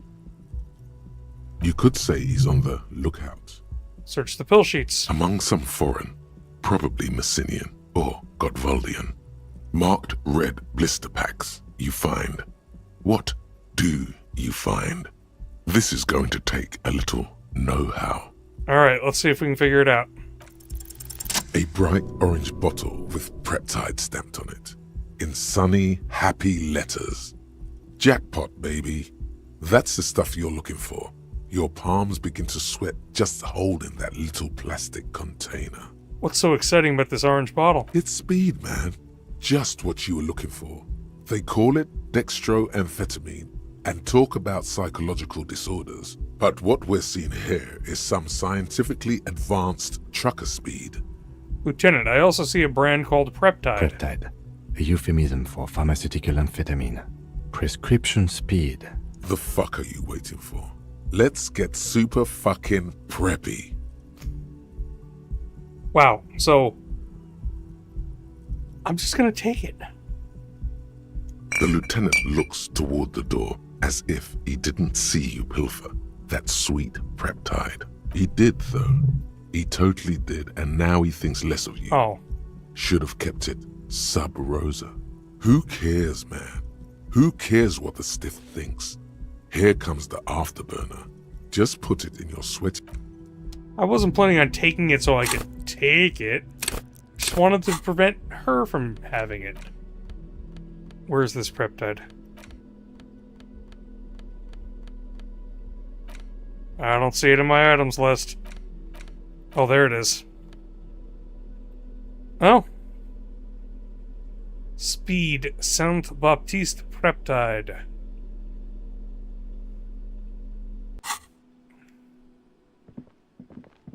What do I got for gloves?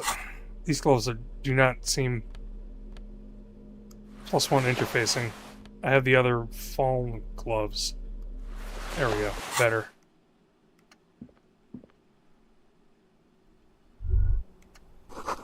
You feel someone watching you behind the glass door. A woman. The bed has been hastily made. This window is pristine on the inside, unlike the one next to it. Light from the desk lamp reflects off the glass in an untarnished golden halo, smooth as ice.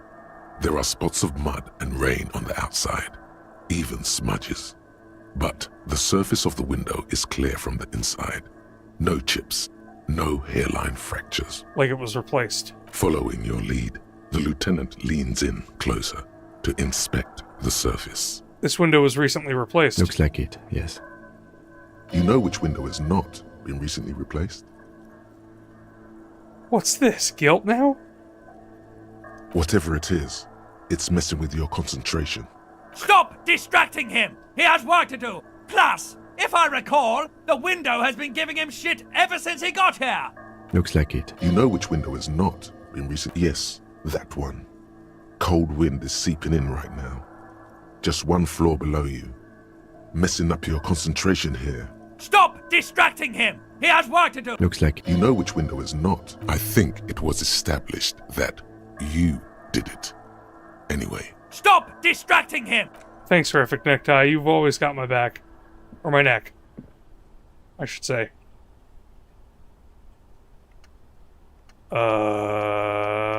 This means outside. Okay. The smell of cigarette smoke in the air. Astra menthol. The same small, heavy door. No lock in sight. Where does this lead to? It is not the first closed door we found in this building. There is also your mysterious blue kitchen door. Do you think it's important? I don't know. The further we get, the more this building seems to be tied to the case. Below, the hostel cafeteria creaks and groans under your added weight. A skeleton of composite support beams and cantilevers. Tap on the roof with my foot. A dull thump. Somewhere inside, a wind brace rattles from the imperceptible motion of the building. The vigilantes, the cadaver, and a number of people connected to the case are in or around this building. This door is part of it. It's not unimportant. Oh, it's raining outside. I know it's raining in the game, and I heard the pitter-patter of rain and assumed that it was in the game. No, it's outside. Maybe the door below is a mega investigation. No, still a mini investigation. Let's try to push it. It's barred from the inside. You hear the bar rattle. Oh, there's in no the way we're brackets. getting this thing Sounds open. like it's heavy, too. Very sturdy. Must be something valuable inside to go through the trouble of protecting it. We got a white check. The door is very sturdy indeed. Kick it in. Oh, I failed. Ow! You kick it, gung-ho style. Entering the premises style. But the door fails to respect the force. All you hear is the bar rattling inside, laughing at you. All right, let's trash the place. Let's not. Your foot is ready to explode and punish this object. Let's swallow the rage. sturdy wood door has lost. Well, we're not opening that door anytime soon. Look, a handful of dried white wildflowers. Just as you look at the flowers, a gust of wind raises them from the roof, picking them up in the air. Move your hand fast. The wind brushes Man, them I'm off the failing leaves. everything today. They're gone. Wow. I'm just fail. Cold coffee in an ashtray that looks like a hedgehog. Welcome to the roof. The young woman has a cigarette in one hand and a cup of coffee in the other. Her hair is still slick from the shower. Below her silvery jumpsuit, an athletic young body, built long and lean, then toned over several years of self-defense training. That's You new. can sense it in the sharp pointing of her elbows. I'm sorry for the mess down there. The cleaning lady hasn't come by in days. I'm beginning to wonder if she ever will. There's a cleaning lady? I think I need one too. Oh, yes. Legends of room number 1 have made their way around the building. They say a portal to hell has opened in there. Oh man. There's so many good choices. There are vortices of dark energy present, but not to hell. To another place, a third place, much different from our world. Or Disco Infernum.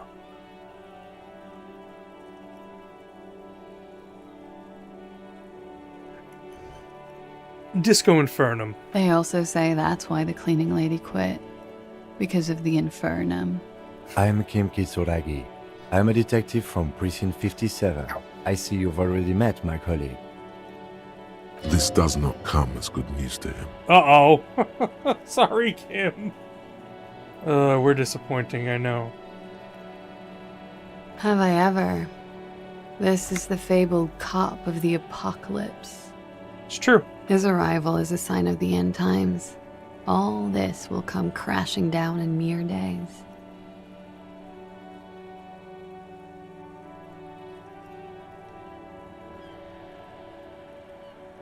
I'm disappointed it's dragging out like this. What a farce. I know. What now? Now she's trapped here, in the cage, just like you. What is there to do now, stranded here? The question is personal to her. Miss, we are investigating the murder of the man down there. The people who put him there have asked us to talk to you. Huh. I see.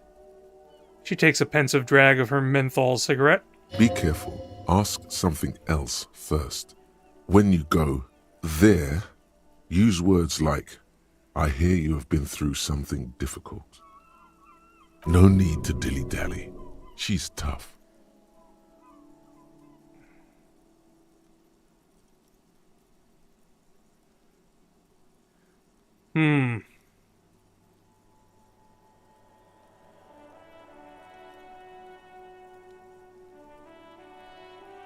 I'm gonna physical instrument. I generally don't go with what physical instrument wants me to do. Yep, we're gonna go with physical instrument right now. Good on you, boy. She can take it. What's your name, miss, for the record? Clausier Amandou. Same name that Titus gave you. It sounds Oranese, as does her accent. Her birthmarks also signal Oranje. You don't know why, but Oranese girls tend to come speckled with them. I just saw the rain everywhere comment. We had a pretty significant storm about 5 hours ago. I guess we got another one coming through. I don't hear thunder, but I mean, I have the headphones on, so. Are you from Oranje? Right, sir. Vredefort, Republic of Oranje. I guess you could say I am an Oranese expatriate. Huh. Weird for that. Well, weird for the word patriot to come up again. Just not a word that you hear very often. Repatriate or repatriate or expatriate. What is Oranje? A bad memory, officer. Good answer. The Republic of Oranje is a democratic nation on the Muindi Isola, north of here, over the sea and across the Pale. It is one of the 6 major Occidental nations to hold stake in the continued occupation of Revachol, the coalition. People consider it a reasonable superpower. Huh. Reasonable? They will make you into a fiscal colony, divert your natural resources, hold patents and shares.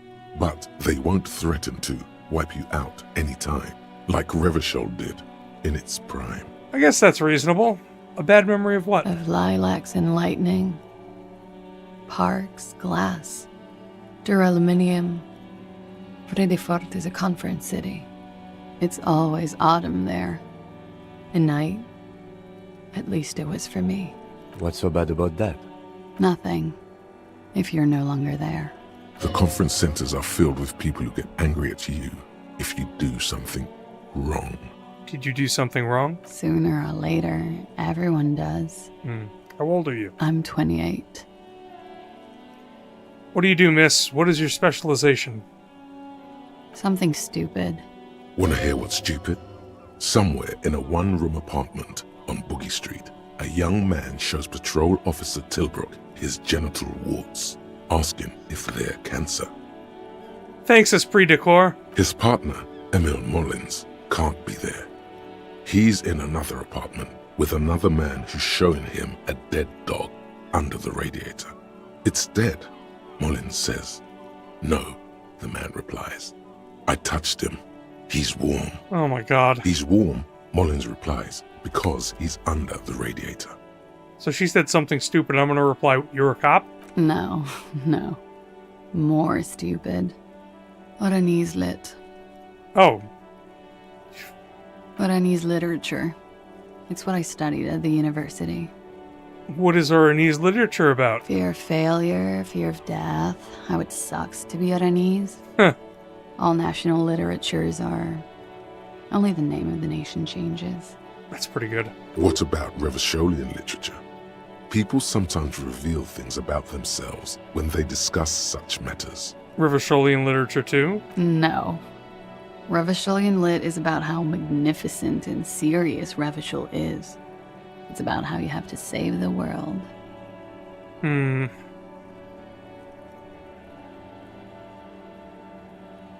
I have no intention of doing that.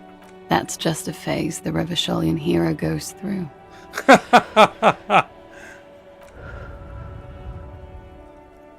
Before they plunge into full core humanity and world saving. She seems quite relaxed for a victim of assault. But, of course, what seems should not be your priority. Oranese lit. What do you do with it? Nothing. I do nothing with it. How do you make money then? Money is very important. Show her some money. Cool. I've made more money by just being than I have with Oranese lit. Being what? Many things. A roller skating instructor, a secretary, Miss Oranje 37. It's the world's most tired smile. Miss Oranje, now there is something you should linger on. What is Miss Oranje 37? It's a beauty pageant, held in the year of our century 37, in Oranje. She was 14 at the time. What is a beauty pageant? It's a competition for stupid girls. Men look at them and choose the most beautiful. What is beauty? When you have the fewest deviations from the norm. I've been told it's a type of mediocrity that I possess. So you were stupid and mediocre. That's pretty funny. I'm gonna use that one. No. I was the most stupid and mediocre. And I got a crown and a sash and a scepter for it. And a scholarship to study Oranese lit. You were 14. Indeed. Her voice is indifferent to the number. I don't think I've ever been 14. I don't think I've ever heard anything less relevant to any investigation. Oh, I'm sorry, Kim. Come on, detective. Cut him some slack. These may be the final hours of human existence. I'm glad that all the crap that we said to her in the beginning is coming back to haunt us. It's not haunting me, I enjoy it. Could we take a look at your passport, please? I'm afraid you can't, officer. Why is that? Because it's buried in a sealed plastic bag at an undisclosed location on the coast, along with cash and airline tickets. Thank you for looking there. Why? They say so in your tourist brochure. Keep travel documents away from your person when west of the river.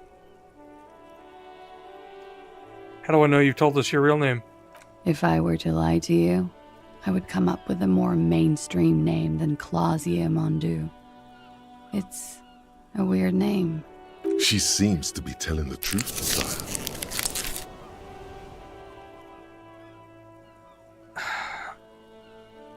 I'm pretty sure I have the legal right to demand your passport, miss. Look, officers, I like this place, but I don't want to be stuck wandering the city like a ghost after being robbed of my travel documents.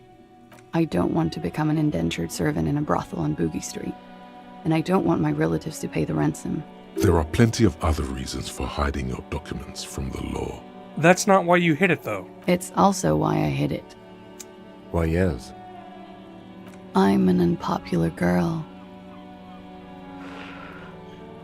There are people back home who don't like me. If they show up, I'm in a hurry. The kind of hurry where you can't afford to not find your documents. But don't worry, this has nothing to do with your investigation. What kind of people are these? The ones that don't like you? I would love to change the subject. It's not important. Unless I'm some kind of suspect. No. Didn't she say you would have to interrogate her before? And that she didn't do it? What was up with that? No, we've just come to talk. Phew. Playfully. She doesn't seem to be overly distressed. Or distressed at all, really. Okie dokie. If any of this made her nervous, it certainly doesn't show in her expression or her movements. The record. So official. Nice room you've got here. Yeah. It's pretty deluxe. No one likes to talk about their dirty laundry and their empty bottles. Maybe if you phrase it emotionally.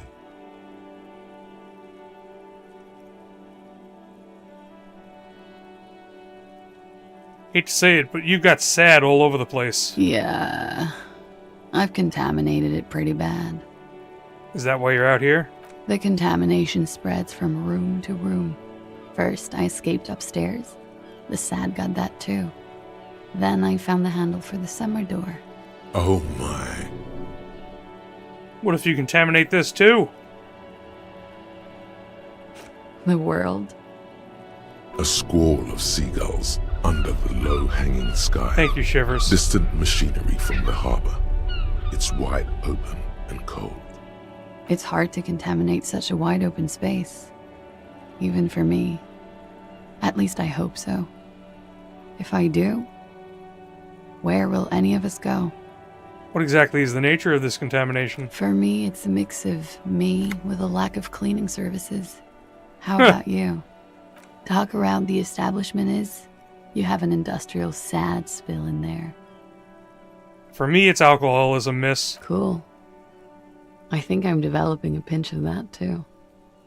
It hasn't done wonders to my taste in interior decoration. You have quite the collection of prescription drugs down there. Thank you. I've put a lot of time and effort into it. Technically, possession of narcotics is legal in Revachol, but you should still reprimand her. No, don't listen to the stiff. Be cool.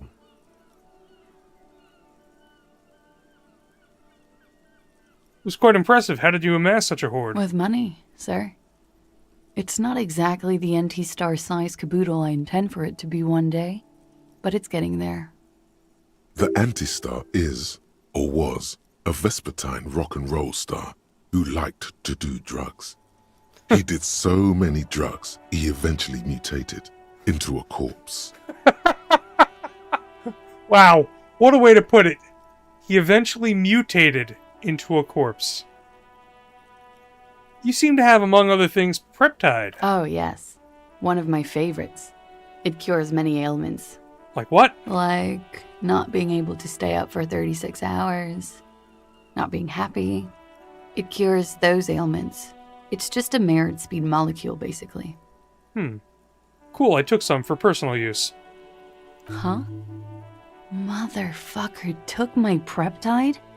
Looks like you owe me one, officer. I'm talking serious corruption here. This does not amount to actual corruption. I can easily log it under confiscation. Robbed by common highwaymen. It's hard to tell if she means it in earnest or as a joke. She's not angry, but it's true. She's gonna have to find some more Preptide now. Where does that door lead to? You tell me, officer. I've been trying to open it, in case the contamination gets to the roof and I have to move on. No luck. The window is new. It is. The lieutenant makes a note in his notebook. He finds the answer unsatisfying. What are you doing here in the whirling in rags? I'm wintering. How long have you been staying here? About 4 months. I came in November. The bills downstairs concur. Here in the Whirling, here in Martinez, or here in Ravishall? Why here in the whirling? Because it's the funkiest building in Martinez. And because all the other buildings are bombed to hell. How long? Same thing, except here let's in the do Whirling, wire here in Martinez, Ravishall. or here. I always wanted to see the only city in the world in the worst time of the year. It's a tourist thing. This is by far not the only reason she's here. And she isn't real. Alright, let's get the last one. The bills. Here in the Whirling. Why in Martinez? I heard this is where the washed-up disco has-beens go. You're too young to call yourself disco has-been. No, this is Sassy Town. It's where the future of dance lies. Let's do the You Too Young. I'm really not. I have other questions. Okay. Watching herself reflected in the bedroom window, tall and sparkling and draped in smoke.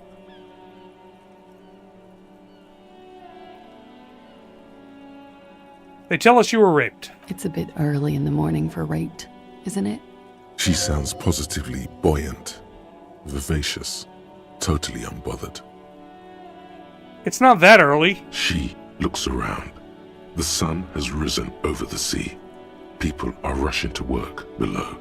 It is. It's murderously early. I'm amazed I'm awake. Why am I even awake? So were you? Yeah. I'm gonna go with not raped. I don't want to say that shit about him. They were wrong downstairs. By him, she must mean the victim. Tell them it's not my style. They'll have to, if they want to jazz up the charges, they'll have to get someone more, rapeable. It's all very organic. Her mannerisms, her movements. If she's acting, she's quite gifted. By they, she means the Hardy Boys. Are you saying that you were asked to tell us you were assaulted? Not explicitly, but I understood what they meant. It wouldn't hurt to spice things up a bit. Some assault and battery. Sexual assault, maybe. It was clear the latter would be spicier. What can you tell me about him? Name, eyes, age? I'm sorry, I can't do it. Not right now. Later, maybe. I keep seeing him. Like he is now. I can't talk about his... I don't know. Hair. I know it's difficult, miss. Later. We can return to it later. Titus asked you to spice things up for us? Pretty much. Warming them. She must be very cold and exhausted of this life. What did happen between you and the victim? We partied. You mean like a birthday party? Oh, man. What kind of partying? The kind I do? You point to your bloated face. With all due respect, sir, I think we partied a little harder than that. Harder than this? I didn't know it was physically possible. Oh, it is. You're still alive. True. What did you do when you partied? We drank, sir. A lot. For weeks, basically. We had that effect on each other. We made each other drink harder. That's why I liked him. What else? Stimulants. Speed also has that effect, making you drink harder. And then drinking harder makes you do more speed. It's quite the combination. We also had sex. Whoa. After so much drinking and drugs, how did they manage it? Alright, fine, endurance. Hold on, after so much drinking and drugs, how? Untraditionally, officer. She partied harder than your face. Thank you, Ascon. Untraditionally. She's cold and strange. I'm not picking anything up here. Your imagination starts worrying, whether you want it to or not. Thanks, Inland Empire. You were lovers? I guess you can say that, yes. A bit. Lovers is such an emotional word. But there was something there. We did enough drugs for there to be. How did you two meet? Downstairs, at the bar. He was on some sort of assignment, a military man, as you probably know. Had a cool, scary scar. She appears aloof, but that scar part, the scary, is stressed and drawn out. What's that about? Apprehension? With longing. She misses him. When was this? A month ago? Something like that. It must have been hard for you seeing him here. Oh, yes. I've had a great view. From the roof, out of the bathroom window, in my dreams. A bitter cringe. It hurts. You look to the lieutenant. He takes a small step closer. You called us, the RCM. Yes. She was the one who called. Jackpot. The call reporting the hanging, that was you? I made it.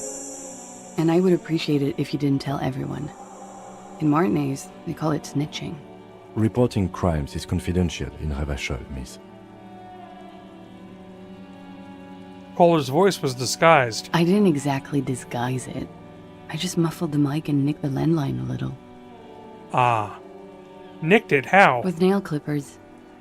And I diverted some radio fuzz into it. Into the cold wire. You were right to suspect there might be foul play involved with the broken phone line. And in the process, you broke the landline downstairs. Did I? Fuck. I didn't mean to. I had no idea what I was doing. Jigsaw falling into place. This is satisfying. Good catch. I appreciate the symmetry. Still, that's pretty clever tampering. Simple and clever. Crossing the lines like that. Seems like you had some idea. That was nifty. Thanks. She looks a bit like a little girl who's just been complimented on her bike repair skills. Why go through all the trouble? I don't know, sir. It was stupid. I was drunk, too. I was probably afraid the Union was listening in. Locals say they have ears in the wires. We're not entirely convinced about that answer, but okay. Let it slide. Pushing won't help here. Thank you for making the call, miss. It was the right thing to do. I didn't want to, sir. But if I hadn't, he'd still be hanging there. What did they hang him for, if not for rape? He had something to do with the strike. One has been roiling since I got here. Rotten timing. But you probably know all about it. And his role in this strike was what? I think he was in a security detail. He was ex-military, worked for Wild Pines, and against the Union. We didn't discuss work much, if you know what I mean. But I understood it was dangerous. And they lynched him for it? She nods. Why was there a bullet in his head? Bullet? They shot him too? I'm not picking up on any theatercraft here, sir. The pause is sincere. They stripped his clothes and they shot him? You mean after they hanged him? I'm confused, sorry. So am I. Were you aware that he had also been shot, miss? Things are starting to go a little over my head here. I thought he was hanged. I was not present when they did it. I don't know what happened. I just know what they told me. And Sylvie, the bartender. This is beginning to get confusing for you too, and we don't like that. Where was she last Sunday night? Where were you when this happened? Cowering. I was cowering downstairs with Sylvie. How do the Hardy Boys know you? They're frequent guests. Downstairs, they have a booth for Union members. They're probably down there now. And how did you meet? Over drinks. It's been a long, boring winter. Did you party? A little, yeah. Like you partied with the deceased? No, not as hard. I'm sorry to have to ask this, but have you had a physical relationship with any of the Hardy Boys? I have. Which one? Which ones, sir? Uh-huh. I don't remember precisely. Titus, obviously. But as I said, It's been a long winter. Could that have been part of the reason they hanged him? Could that be why they lynched him? Jealousy? I hope not. Actually, I know that's not the reason. I'm careful about that kind of thing. Not crossing the wires, you know? But that's probably where they got the rape idea. What do you mean? Men like that? I don't know. It's the way their imaginations work. I suspect it's what they'd like to do to me. She changes balance from one foot to another, crossing her legs. Thank you for telling all of us. Thank you for telling us this. All of this. She breathes a silvery sigh of relief and weariness. The air on the roof feels humid. Should we head back downstairs, officer? We may have things to discuss there. I had something else before we go. A little thing. She nods. Silvery cigarette fumes disappear into her mouth. What the hell? I have a very high chance for a legendary volition check. Look her in the eye. Okay. Soft, light brown eyes look back at you, directly into the space behind your eye sockets. You see the smoke rise from between her painted red lips. She's beautiful. I have bad news for you. What? You know these guys? Volition is telling me this. Who? Me? Yes, you. He's talking about you, you boring stiff. You too. Me? What did I do? I'm merely a master thespian. So Volition is talking about drama and logic. These guys are compromised. She's got them singing along to Oh, her man. tune. The little bleeps and bloops you trust for info. You can't trust them anymore. Oh, man. I knew something was off. I'm gonna say, oh my god. Oh my god! Believe it. Which ones are affected? There's no way of knowing. At the moment, I'm afraid it's best to assume all of them. Bullshit, man. I ain't compromised. Especially that guy. That guy's the most compromised one in here. Oh, my brain is turning on me! No fucking way, man. I just want a drag of that sweet menthol Ziggy. Really? Quick. Tell me what's under her jumpsuit. Glory. Truth. Softness. Protect her. She wants you. You are compromised, electrochemistry. How did this happen? How it always does. Through subtlety. What can I do? There's nothing you can do about it. You are how you are, and she is how she is. Things will go as they do. My mind is convinced that my mind is losing its mind. Yes. Volition has called out every other piece of my mind, saying, dude, whatever you think is going on is wrong. None of them are right. They're being influenced. This is... I don't remember this happening when I played through the game. This is awesome. No. Can you turn them normal again? No. You gotta find my face. It's over here. Right here, thank you. Hold on, let me fix this darn thing. It's dark tonight. I have a little bit less light on than normal. So it's having a little bit of trouble. What use is this, then? It's better to know you're being played than to be played without knowing it, is it not? Does this mean she's been lying to me? Yes. Mr. Thespian here has been singing paeans to how truthful she is. She is a lady, most fair and just. Oh god, drama, you're totally... In his defense, to reduce him to such inadequacy, she probably had to employ half-truths more often than outright lies. That is correct. And omissions too. Oh. So she's like a master manipulator. A little. They're all still of limited use, interpreting things to the best of their ability. Maybe they add flair or something. I wouldn't know. I don't add flair. I don't add flair. But when it comes to assessments of character and factual accuracy, they are not to be trusted. Not with her. Can I trust them ever again? Don't be melodramatic. You can trust them. Just not with Miss Orange Disco Dancer here. What is her plan? You can't draw a sound conclusion.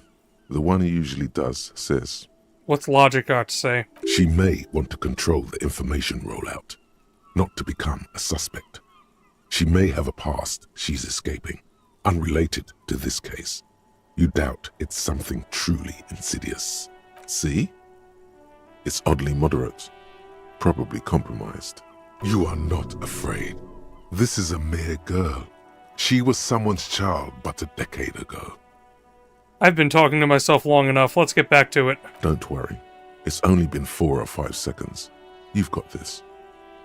Miss, are you manipulating me? The silence broken. She exhales a little cloud of smoke and says, God, no. That's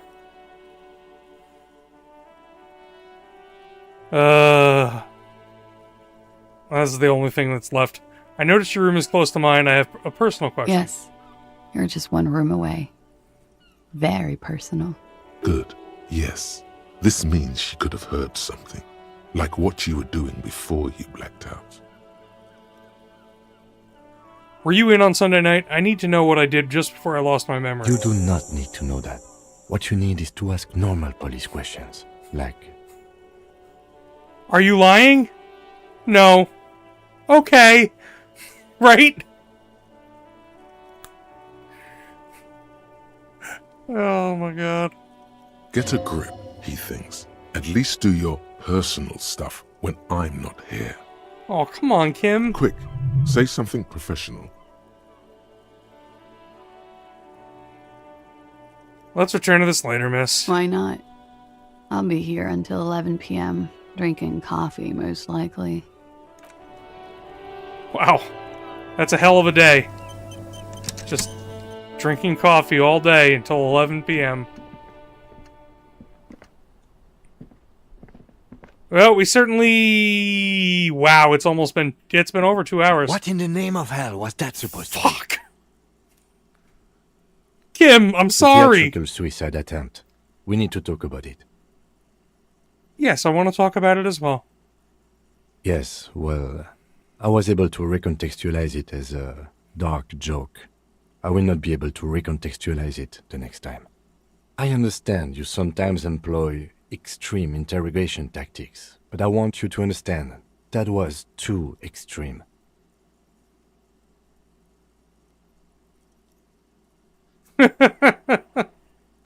We can't have RCM officers going around putting guns in their mouths. We can't afford to have that image. Few institutions can.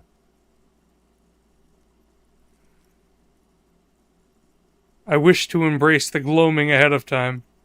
The undoing of the atoms called to me.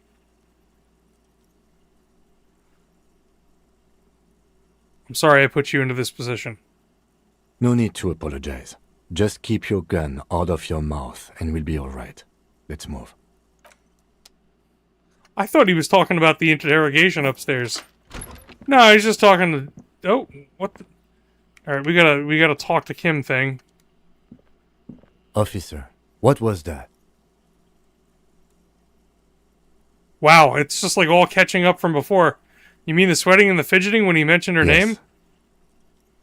And the sort of quivering jello thing with the eye? Yes. 'Tis art. 'Tis art! I think I know that woman. The victim? Is there something I should know before we talk to her? We've already talked to her. Whatever you do, don't say the first thing. Oh my god, I didn't rape her.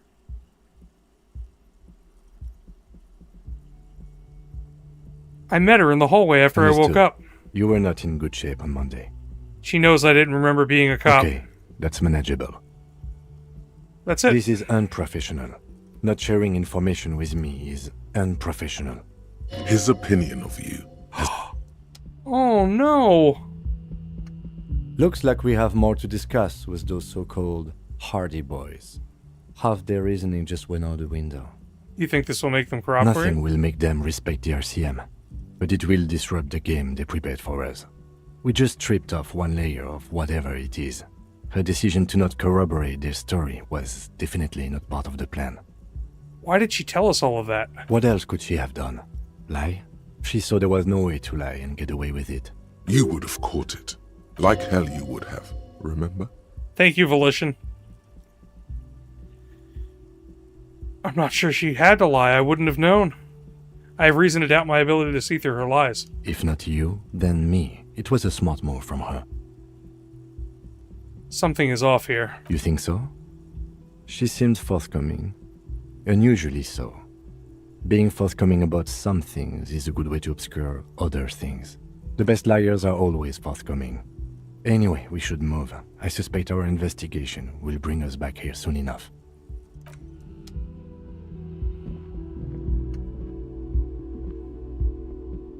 Ah, the same pattern.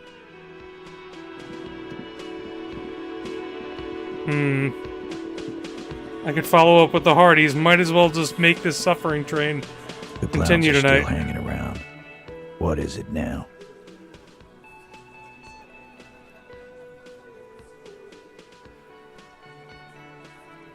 Clossier says she wasn't raped. Fuck! I knew that fucking whore couldn't be trusted. You've hit a nerve. Titus is furious. No, more than that. The loyal Titus feels betrayed.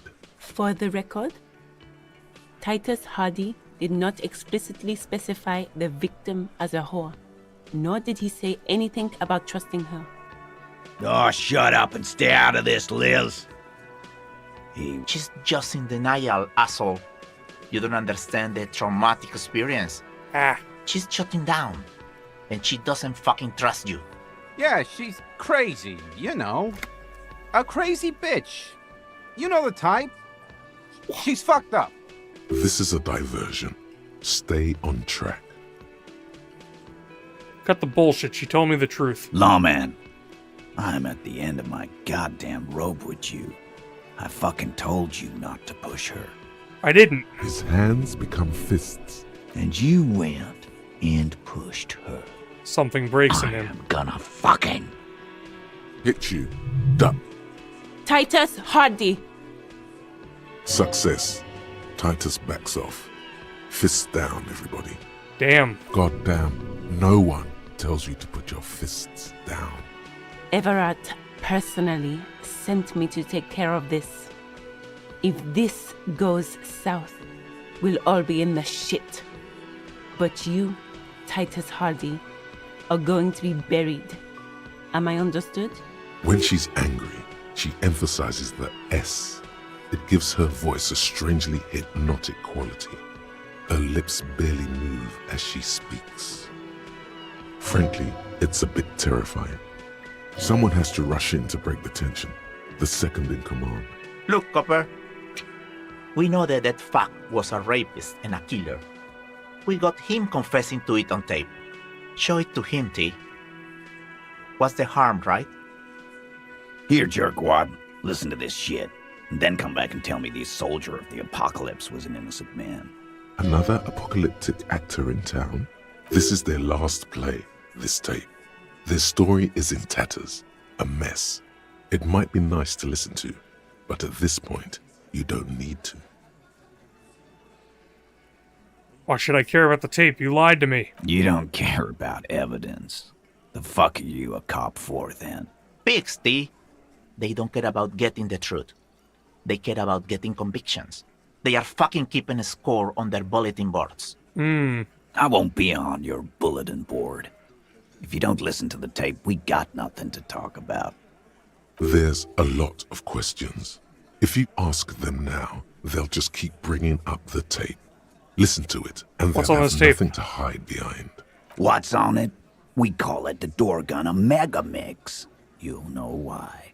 Won't you listen to it? Now that is intriguing. You had me at door gunner. Where'd you get this tape? You think we go into this shit deaf and dumb? You RCM aren't the only ones who know how to bug people. There's no university degree for that. Actually, there are a few. Crypto analyst, radio officer. So you bugged them then? How? We have machines. We're in logistics. How do you think a harbor works? It's advanced stuff. Understood? You've listened in on their communications. How long? Since way before their chief started taking swing lessons. Things got nice and quiet after that. Which one of you is doing the advanced radio work? It's not advanced. You just hold up in a coop all day, writing down what they say. It gets hot as hell in there. All right, Angus. Don't put yourself down, Angus. It's important work. Yeah, man. You're like a radio genius or something. Those notes are some in-depth stuff. Indexes and shit. Where can I listen to this? I'm sure we can find a tape player. Where can I listen to this? Why don't you try shoving it up your ass, genius? Yeah, play it with your ass, cocksucker. Wow. I'm sure we can find a tape player. It's not a problem. Your room had one. Or maybe it's too broken. That's enough for now. I'll get back to the Don't investigation. forget your tape, lawman. Compliments of Titus Hardy. Fine. I'll listen to it. You do that. Oh, and keep it. Maybe you'll need a reminder of human ugliness someday. All right. Well, we've got a lot of shit to follow up on. And I've really disappointed Kim, and I feel bad about disappointing Kim. Okay, well, let's... The afternoon sun shimmers off the white on blue police livery of the motor carriage. Wait, why am I even thinking about this? Wasn't I supposed to? Do something important? Something murder-related? There's always something important. Doesn't mean you can't take a moment to admire this piece of machinery. Oh, heck. This is a Caprice Kanema, the Setting up. Caprice Motor Corps follow-up to their highly successful workhorse, Caprice 40, and the answer to the Lum's racing breed, Ferv series. With its air-cooled, rear-mounted 12-cylinder compression ignition engine, driving the rear wheels through a 4-speed manual gearbox, the Kanema is able to reach 100 kilometers per hour in 13.5 seconds and go on to a top speed of 180 kilometers an hour. That little box can get pretty fast.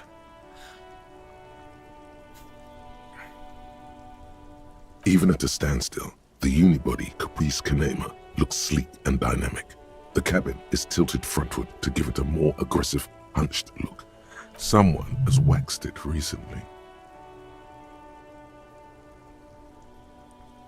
That machine really puts the loco back in locomotion. Point to the vehicle. Very cool. Mm-hmm. You want to take a closer look? What's it packing there? 130.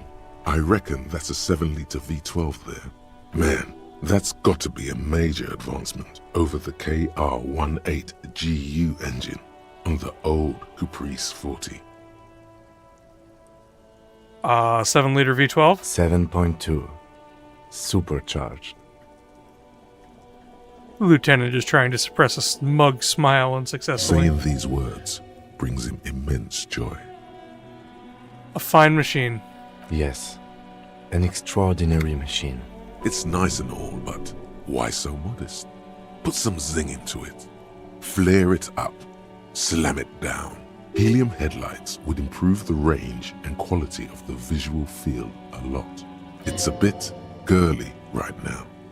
Fit it with some proper off-road components. Ever thought about switching to helium headlights? Actually, I have a pair at home. Just haven't gotten around to fitting them yet. I need to lay some wiring for the ballast first. If we get this case solved, maybe we can do it together? Maybe. Yes, definitely maybe. And it means no. Oh, man! Oh, trying to repair my fractured friendship with Kim. Okay, let's move.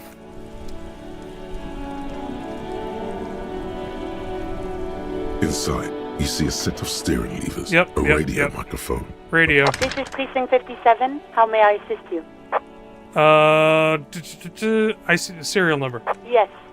The armor was produced by Fairweather in their facilities in Bétancourt, sur la Clé in 42. Okay. It was part of a special order for Corps de Pharmacie, a security firm contracted to protect the interests of Oranese pharmaceutical companies in the Semenine conflict. So, it seems the armor went to Semenine. That's where the paper trail ends, though. Even the firm has proven difficult to track. Corps de Pharmacie has been renamed several times over in the years since the armor was issued. Interesting. Do you know what it's called now? The most recently registered firm that the ICP has been able to connect to the CDP is a military contractor called Trinell, and the one before it was Downwell. I think they might be the same contractor. A suit of armor like this would have been manufactured with a particular person's physique in mind. You should ask for whom this suit was fitted. First, has the firm continued to work for pharmaceutical companies throughout all these name changes? Hard to say. Their client list is rather diverse and incomplete. The only constant seems to be that the mercenaries are always deployed in third and fourth world countries. A suit of armor like this would have been customized to fit the wearer. There must be a record of the person to whom it was issued. Yes, but the ICP tends to be reluctant to share private sector records. Hmm. I could try to talk them into it, though. This is a fun challenge for her. An opportunity to contribute beyond doing her job by rote. She'll gladly put in the extra effort for Team RCM. Yes, thank you, officer. I really appreciate your efforts in this case. Glad to help. Call back tomorrow. Hopefully I'll have more for you then. In the cabin, you see a set of steering levers. Okay. A radio on a hook. So we followed up on that. We have to pick up our dice. Important things. We also have to talk to the owner of the bookshop and tell her what we found. And Kim should take the body. Oh, we haven't investigated anything in this room. Oh, crap, that was a door. Ah! It's too dark. I gotta pull out the flashlight. Oh, much better. This old fireplace is covered in lines drawn in blue and red marker, the mesh spreading over the stone like blood vessels on alabaster skin. It looks ghostly and strangely ancient. A diagram for summoning some time-forgotten being. The symbols seem very esoteric. The whole thing resembles Kadran mosaic tiles. Very pedantic. How do I know what Kadran mosaic tiles are supposed to look like? History classes, students with their textbooks open, studying the roots of our civilization. Those aquarelle blue tiles looked beautiful in the sun. What am I looking at? Radio frequencies, it seems. UKV 123.6, UKV 123.7, UKV 123.9. Some written notes, too. Sparse and cryptic. Radio frequencies for what? Unclear. It looks like a cardiovascular system split into veins and capillaries. Very advanced. So we're dealing with something medical here? I think so. The web is comprised of radio stations, all lead back to one red heart, titled The Game Master Frequency. A note says, this one can listen in on any station it wants. Looks like a surveillance program. They must have had massive airwidth. These things don't come cheap. Wait, who's the game master? Someone very important. The leader of a massive on-air game built by these people. A conductor for the hundreds of story threads that pass through the Game Master's frequency. If it's a game, then who's playing? Whoever decides to call in to a call-in station, it looks like. A list of names under the stations suggests people across 6 Isolas would be playing. Wow. Muindi, Insulinda, Kotla, Grad, Samara, and even Ilmara. So all over the world they're calling into this All of this is gone, left unrealized. Game Master's station for some game that they've There's developed. no way a little basement studio working here could pull anything like this off. My God. It's as if the less money they had, the more ambitious their project became. Wow, Kim. The cost of airwidth alone must have been huge. Exactly. This schedule, I know doom when I see it. The company was running out of funding. What else? Nothing. It's just lines on marble.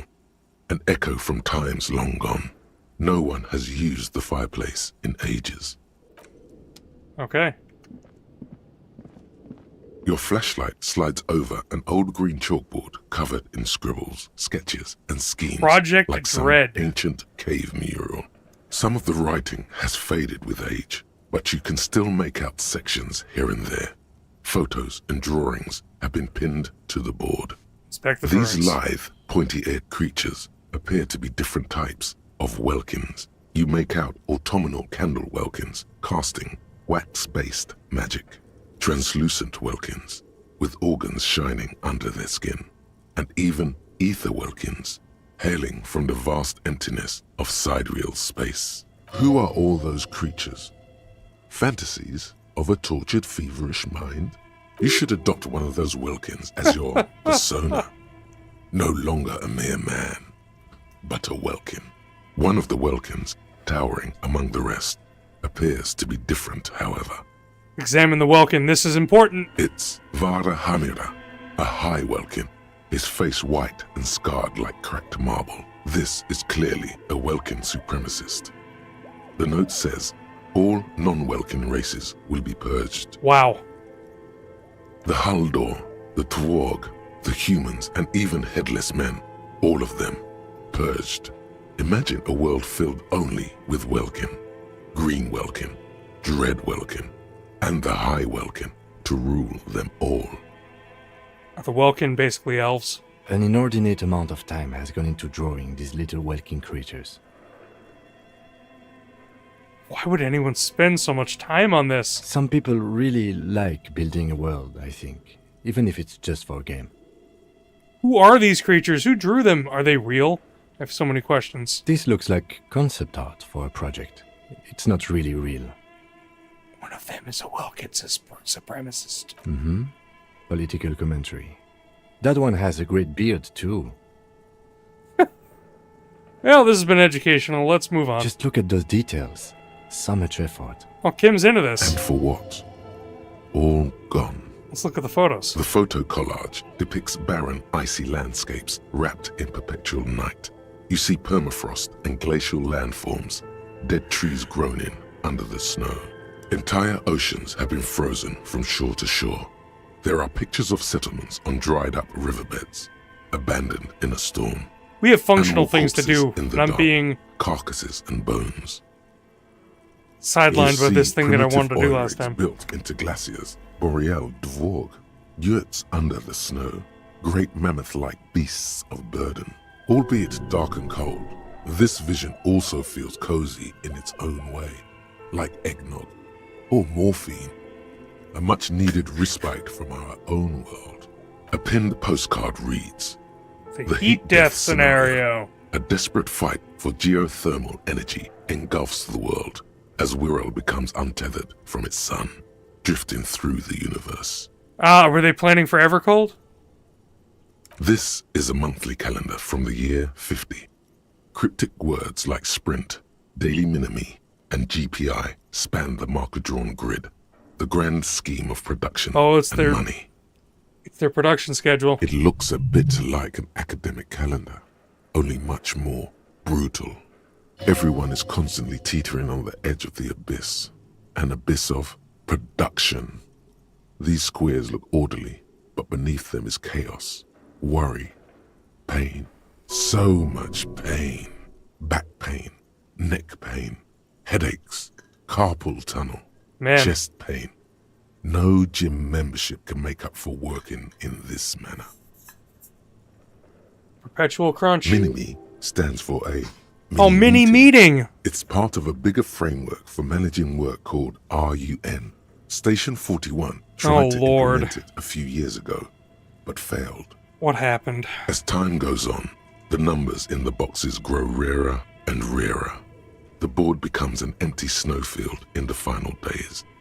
Only failure and regret dwell in this region. Looks like they didn't make it. Guess not. A note in the bottom left corner of the chalkboard says, see the prod schedule filament for details. Yup, remember, sprint review is today. Schedule filament for details. See the prod schedule filament for details. What's the... Okay. The handwriting is only partly legible, but you can still make out 3 slogans, Call in, tune out. Wirral Untethered, and Heat Death of the Universe. The full text reads, Heat Death of the Universe is the new black. Another note says, the biggest advancement in role-playing systems since the 30s. Outside, a cold wind wraps the building in its bosom. Snowflakes in the wind. An old woman passes what the locals call the doomed commercial area. She tries hard not to look at the bookstore windows. It's unwise. Okay, so this is one of the failed businesses. They were game developers. Wonder if this is some meta commentary. The dusty radio computer sleeps on its wired frame, forgotten and unused. Its keyboard has a rectangular on-off button. A piece of paper still hangs from the printer. Do you think I should turn it on? We have one of these down at the station, but I never really learned how to use it. Let's turn it on. The machine lights up like some prehistoric animal stirring from its slumber, revealing fluorescent play and print keys on the keyboard. The hatch on the machine's central compartment is wide open. Look inside the compartment. It's empty like a beehive without its brood. Some cables have been left dangling, disconnected. It's the missing a filament part. you have would fit perfectly Oh! inside the compartment. We picked up a filament. Yeah, insert it. Like a smooth draw, the filament slides into place. On the keyboard, the play key starts blinking. Let's hit it. A bar of fabric right above the keyboard starts producing a soft hum. The sound of static seeps through the machine's planar magnetic driver. Have you stirred the ghost of the doomed commercial area from its rest? Could this be its dismembered heart beginning to flutter? Oh no. It was already glowing and now it's also making a sound. It's probably some alien CO-like technology. The static gets louder, slowly filling up the abandoned hall, until a voice speaks out, crackling and old, cutting into the air. Good afternoon. Fortress accident en rue de Saint-Ghislaine. This is East Insulindian Repeater Station 1. Okay. Please repeat. Is this the production schedule? What's the production schedule? Why did you call me Fortress Occident? Fortress Accident is the company on whose name the terminal you are currently using has been registered to. Do you have any other information about this company? One moment. She reads out with studious care. Fortress Accident SCA produces revolutionary interactive call-in radio games. That's what the catalog says. That's not bad. And what's that?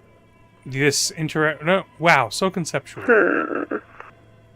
And what's that? This interactive call-in radio game? Any other questions? What's the production schedule? The filament you have inserted into the reader. You mean the glowing thing I put inside? Yes. Is that the production schedule? Yes. Good. Please repeat the password. There's a password. Password. Of course it would have a password. That's why there's a human administrator involved. You should ask her for a hint. Password. I'm really bad at passwords. Can you give me a hint? No. No. A hint system is not part of the protocol for repeater stations. Is it my birthday? Still no. This is the police. Open this thing. I am contractually obliged to protect the privacy of the filament holder Fortress Accident. Without filing a warrant with Lintel, I cannot give you access to this filament. I'm afraid we are not doing that, unless we want to wait for a month. So I suppose the filament is basically like a hard drive then. Now, can you please repeat the password? I don't know the password. Received. I will register this login attempt. That sounds bad. A login attempt. Something a criminal would do. Don't worry. Passwords have a way of turning up sooner or later. True. Fortress Accident. Is there anything else I can do for you today? That's all for now. Thank you, and goodbye. Tiles on the cube are still smoldering. Press print. Nothing happens. Remove the production schedule. The filament slides out of its glowing nest. Something's missing. Okay. We spent quite enough time with this side stuff. Okay. Oh. What do you think is going on with that computer, chalkboard, and fireplace? Alright, Kim. Looks like an undercover counterintelligence program. Nope. It's just a failed business. The only question, what the hell were they making? Yes, that is the question. Like he's ready to lay out a fine theory, crafted together like a puzzle box. It looks like one of those popular pen and paper role-playing games, only these people were trying to automate it, make it work on radio computers. Utter madness, he thinks, as a compliment. Has anyone ever done this before? Not to my knowledge. They make automated games in Grad, Messina, Königstein. You know, places with industry. Not in Revachol West, among the ruins. But I don't think anyone has attempted to create an inter-isolary game before. We just don't have the technology. How are they planning on doing that? Through call-in stations. None of the players have to be physically present. Anyone in the world can participate in the game, as long as they have a two-way radio. Then there's the game master frequency that listens in on the smaller call-in stations. I think that was supposed to coordinate the stories, functioning as a master of ceremonies of sorts. His fascination has swept aside other concerns for the moment. He's a little hooked. Coordinating so many games would take a whole switchboard of people, possibly divided into sub-frequencies. And this was a role-playing game. Indeed, those Welkins are a dead giveaway. Role-playing people love that stuff. The world looks like a modified version of the WeWorld board game, with hit death thrown in. Super cool. Someone should give them millions of real immediately. This game is too good to be left unfinished. What do you think happened to the company? No idea. They stopped filling out the schedule on the chalkboard. Wow. Indeed, it's ambitious and untethered from reality, but...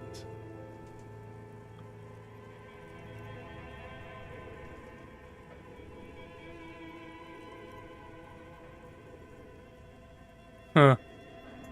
The world is cold and lonely. This would keep it company. Let's finish it. It's too late for that, I'm afraid. Okay, let's keep moving. Thanks, Kim, for indulging my curiosity. Alright, time for some dice, lady. Oh, it's you again. Are you looking for a die? Very good. That will be 7 real for one custom die. Cursed die. Here's the cursed die you ordered. Hands me a tiny black sphere with 6 phrases written on it. Read the phrases. The phrases read, God is indifferent. Take all. Lose all. 50-50. Nothing happens. And pale. What is this? It's a die. Try rolling it. Cast it. You throw the ball on the floor, and it ends with one of the phrases facing upwards. God is indifferent. Good. Now roll again, detective. Roll again. It lands on exactly the same result. God is indifferent. It declares again. It's loaded! It's a sphere pretending to be a 6-sided die. Each roll will end with one of the phrases facing up. The die originates in Ilmara, where it was used for cleromancy. Except I've weighted the die. When you try rolling it, you realize that each time it gets you exactly the same result. God is indifferent. This is our curse. It's even worse than she says. God is dead. We live in a forsaken age. You're saying the end result doesn't matter? In the face of death? No, not really. What a relief. It is, isn't it? There's something liberating about knowing it's just we humans. No all-powerful force is guiding us, watching us, judging us. I'll keep that in mind. Thanks for the die. Good luck, officer. That was cool. Is there anything over here? I must check. Oh. No, there is not. layout of this building's so odd. Oh. Looks like someone tried to reconceptualize their business here. I don't get it. Look, the skis and rotor blades both bear the same Slipstream logo. It seems likely that they started out making one, failed to turn a profit, and then pivoted to producing the other.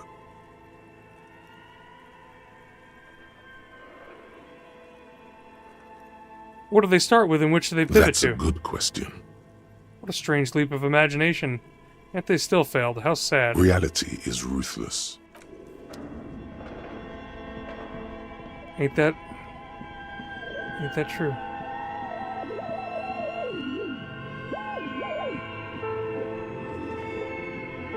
Okay. Out. Finally gonna follow up with Plaisance. And then we'll get on with the rest of the game. You're alive and well. Don't keep me waiting now. What's in there? In that dark sarcophagus? The Dark Sarcophagus. Yes, yes. How was it? Tell her how ghastly it was. You know it's what she wants to hear. It was a charnel house of failed business enterprises, leeching life energy from this bookstore. I knew it. Oh, such horrors that have been thrust upon us. But what else did you find? Did anything survive? No, of course not. Have you located the entity? I talked to the entity you told me about. Her name is Neha, and she's a novelty dice maker. A novelty dice maker? Well, spit it out. Why does she need the dice? For some kind of sorcery? Sometimes they use the ankle bones of sheep. Oh my god. This woman is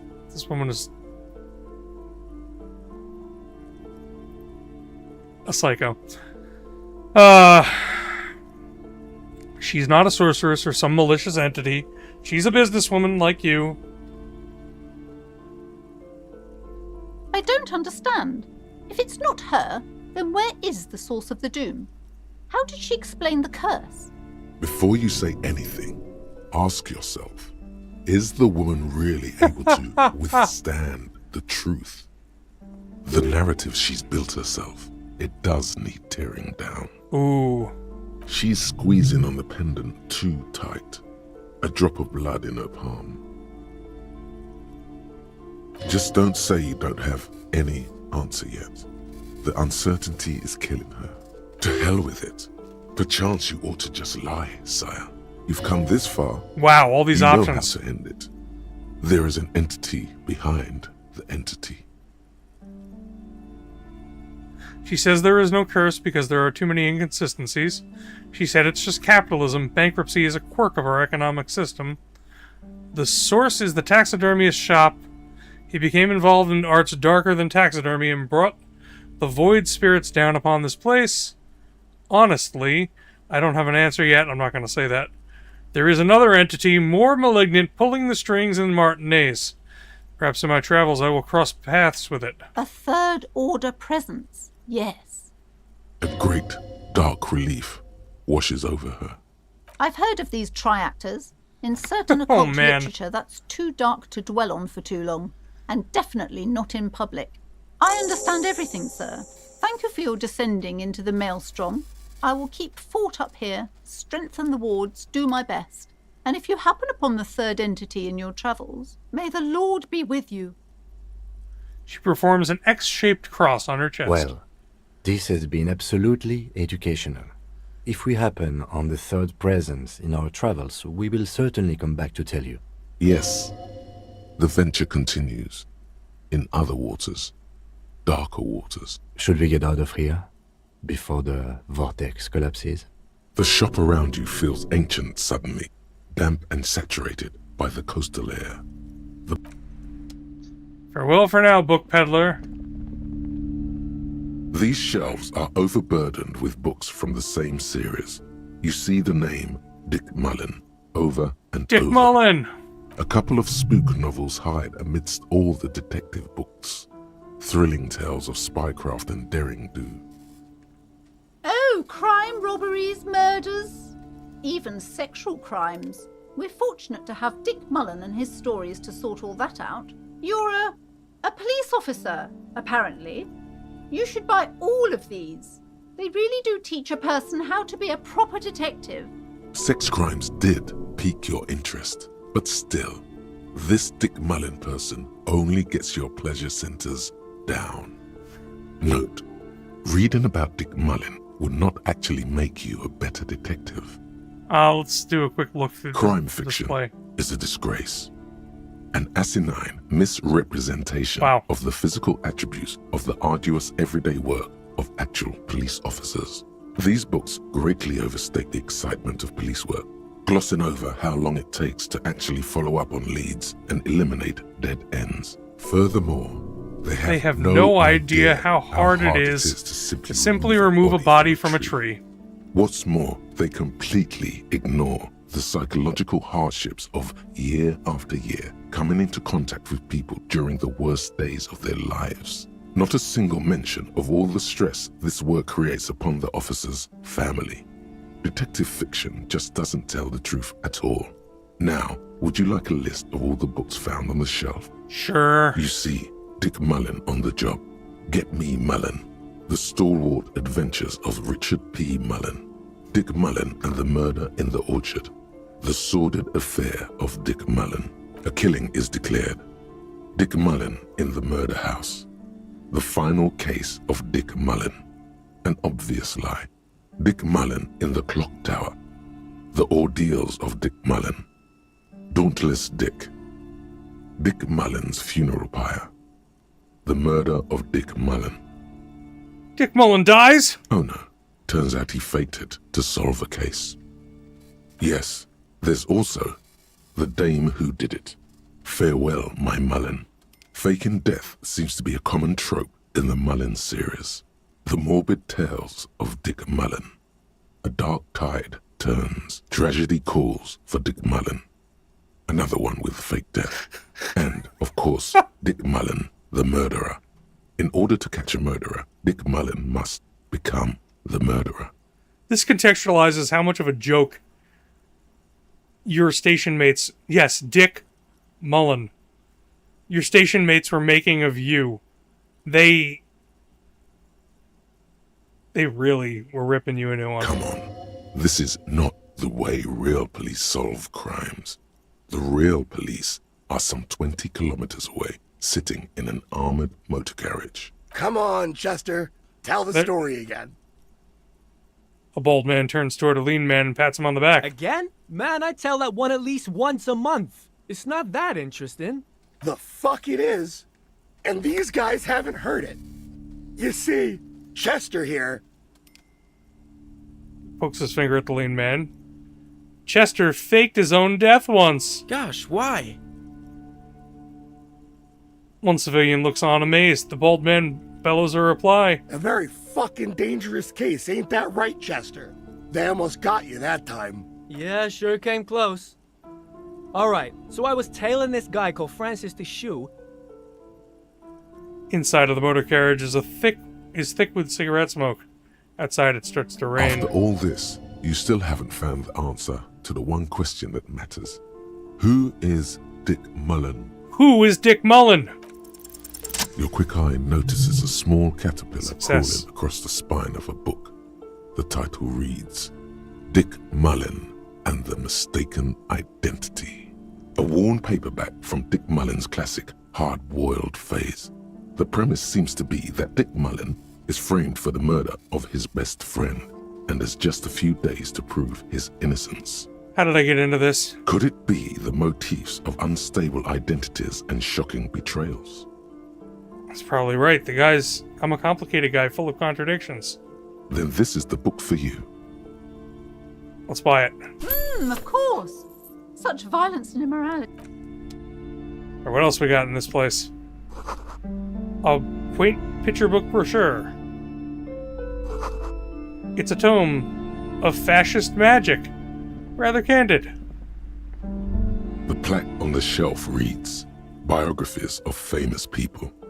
You see a large variety of names, none of which ring a bell. Anything of note in this shelf? I would say The greatest innocence. Yes, most certainly. It's an important educational tool, delving into the depths of history, religion, and their relation to innocentic power.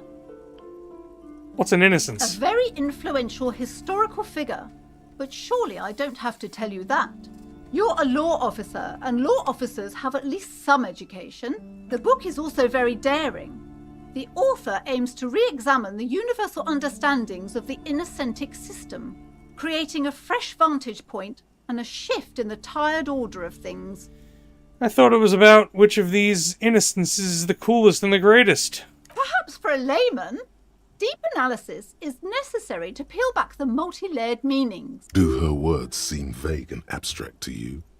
So you recommend it? Certainly. It's prudent for a person to have at least an elementary understanding of history and society.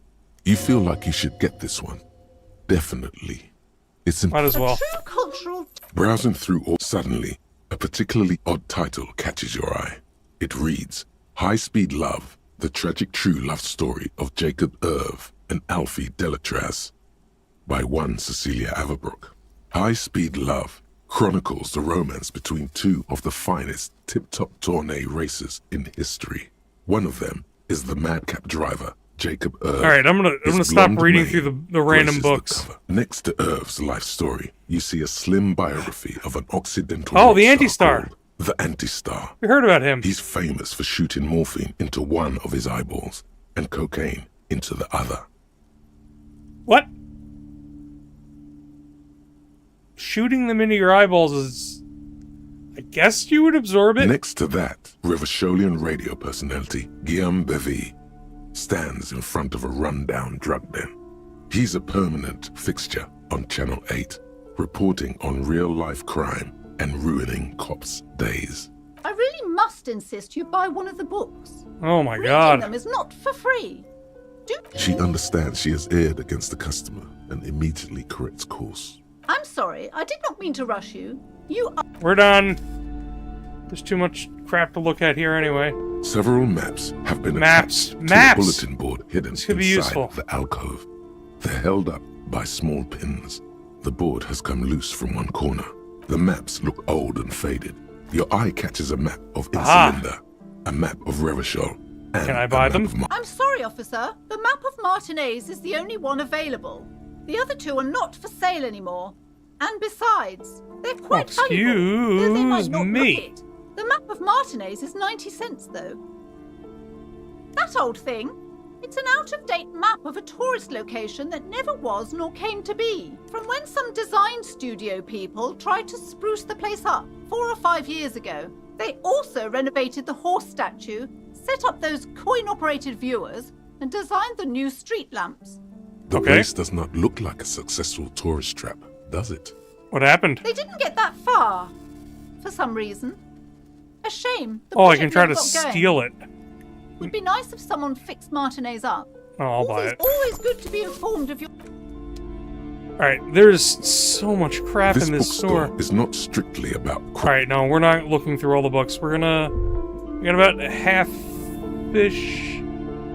Wait a second, something just popped up as I walked over here. It went away. We got several things that we still have to do. Whoa, who's this guy? Oh, who's this woman? A good one? Yes? Hello? Who are you? Me? No one. I'm just a working class woman. She doesn't really want to be disturbed that much. If she's such a working class woman, why isn't she working? Why aren't you working? Not all the time. Right now I'm browsing books. Even a working class woman needs something to read. Phenomenal. It is. I'm a policeman. I know you are. Everyone can see that. The rectangles. Do you need the help of a policeman? What with? What with? A lot of things. For example, people tend to go missing. This citizen thinks she can do without your assistance. Don't buy it. They all need help. Help her by carrying things? Maybe she needs a weightlifter. Maybe she needs you to fight her husband. No. Wow. That's not it. Maybe your husband is missing. My husband? No, he's not. So where could he be? I don't know. At home now? Out drinking with his friends? Working? Where is this going, officer? So what I'm hearing is you don't really know where your husband is. Yes, but I don't really need to know where my husband is. Not all the time. Wouldn't you like to? No. I can totally help you find your missing husband. Why are we still talking about this? I haven't lost my husband. She has, though. The husband is totally lost. You should tell her that it's okay. It's okay. What? It's alright not to know where your husband is. Nothing shameful in that. Who said anything about shame? Stop talking down to me. My husband is not missing. But he is. You can feel it. Or maybe it's something else then. Maybe your children are missing? No, absolutely not. Okay, so where are they? Are you a policeman or a nanny? I police whatever I want. Where are They're they? not missing, sir. You know where they are. They're at home, smoking, giving the ladder of vices a chance. What if something horrible has happened? What if they're dead? Oh my god. That's the bad vibe you got before. Oh my god. What if something awful has happened? What if they're in the sewers? That's just... My daughters are perfectly fine. They're with their friends down in Shamrock. There's nothing to worry about. She's getting upset. Her voice has risen as she tries to convince herself that her daughters are safe. They're almost grown up now anyway. They're past the age they need me protecting them from everything now. What is this doubt you have then? Something has happened here. I'm afraid the danger is now greater than ever. Tell me, how old are they? My youngest girl, Jolie, is just shy of 16. Jenny, she is turning 18 next month. But we shouldn't even be talking about them. And can you describe to me their appearance? Any features that stand out? Something to make identifying a little easier? Why do you need to know this? Haven't I repeatedly told you that they're not missing? That they're in Shamrock, safe and well, at some stupid party? Did someone say party? You could use a party. Hunt it down. It's for the investigation. I'm trying to be professional. There is no investigation here. I can tell you that. Okay, it must be asked then. What are you doing here? Why are you pursuing this? Is it a hunch? Maybe your cockatoo is missing. I don't mean to disrespect, sir, but you are being a bit of a cockatoo here. For what it's worth, I agree. Oh. But cockatoos can't be stopped when they get like this. It's better to indulge him at this point. Oh my god. Kim's just riding with it. Ma'am, I was asking about your cockatoo. Is it missing? I don't even have a cockatoo. And guess what? It's a trap. Never ever say what. What? Even if I had, it wouldn't be missing. Alright, cockatoo not missing. I just wanted to make sure. Great. Just one more question. What did you mean by me being a cockatoo? Nothing. Go read up on them if you're so interested. There's a great book in the bookstore. Maybe you should. What if the cockatoo is your astral captain? Or your heraldic bird? My astral captain. I like that better than a spirit animal. My astral captain. Actually, that's what I'm going to do. Thanks for the tip. Wonderful. The store is open. That's all for the moment. The woman before you. Well, that was a side... whatever. T-shit ain't nothing to me. Well, these two guys are a long discussion that I'm going to save for another time. There. Working class drunk. You know what this means, right? Case solved. Cracked it. All in a good day's work. What did I crack? What do you mean, what did I crack? Look at how working class that drunk is. It's her husband. The missing husband. Yes, and you found him. Now go and tell the working class woman. Protect and serve, recruit. Didn't she repeatedly tell you her husband isn't missing though? But he is missing. You heard her. The worry in her voice. Give me champagne. I'm going There's in. no need for champagne when there's honor, recruit. Go and tell the working class woman what you found right now. Give me a second here. The worn and beaten wooden planks of the bench do not look overly comforting. We can sit on benches after we've solved the murder. You can revisit the bench if you ever need to pass. It passes the time. Is that on the ground? Some great tectonic force has cracked the pavement like an eggshell. I will go back to the woman and indicate that I found her husband. Protect and serve, madam. I found your husband. God damn it, I already told you. My husband isn't missing. But you said you didn't know where he was. And I specifically added that I didn't need to know where he was. Well, I found him nevertheless. I'm that good. Very well then. Where is he? There. Excuse me? I don't follow. There's something else hiding in her voice, though. A trace of worry. I found a working class drunk and I thought he might be yours. Wow. Right, 'cause working class women come with alcoholic husbands. You know what? Remember, about that what, never ever say what. I'm not saying what. You were right. I do have an alcoholic husband. Although not that one. Oh. Ha, blam. Knew it. But you told me your husband's alright. I did, and he is. He's also an alcoholic. Is he missing as well? No, he's not. Or maybe he is, I don't know. He's probably in the park or in Shamrock somewhere, drinking with his friends. I haven't seen him for... Well, to hell with him. Wow. There. She's worried now. Kim, is it just me or do we have a missing persons case here?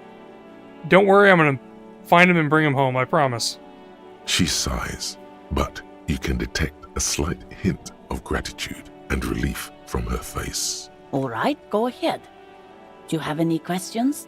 What's he look like? Honestly, not that different from you. Like a late-stage alcoholic, then. That's one way to put it, yes. No offense. I'd also add he's a little bit chubby. Wait, did she just imply that you're fat? You're not fat. The body type she's referring to is called a Franco-Nigerian hard body. Wow, so that's what Franco-Nigerian hard body means.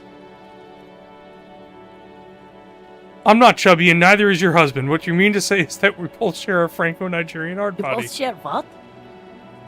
Franco-Nigerian hard body.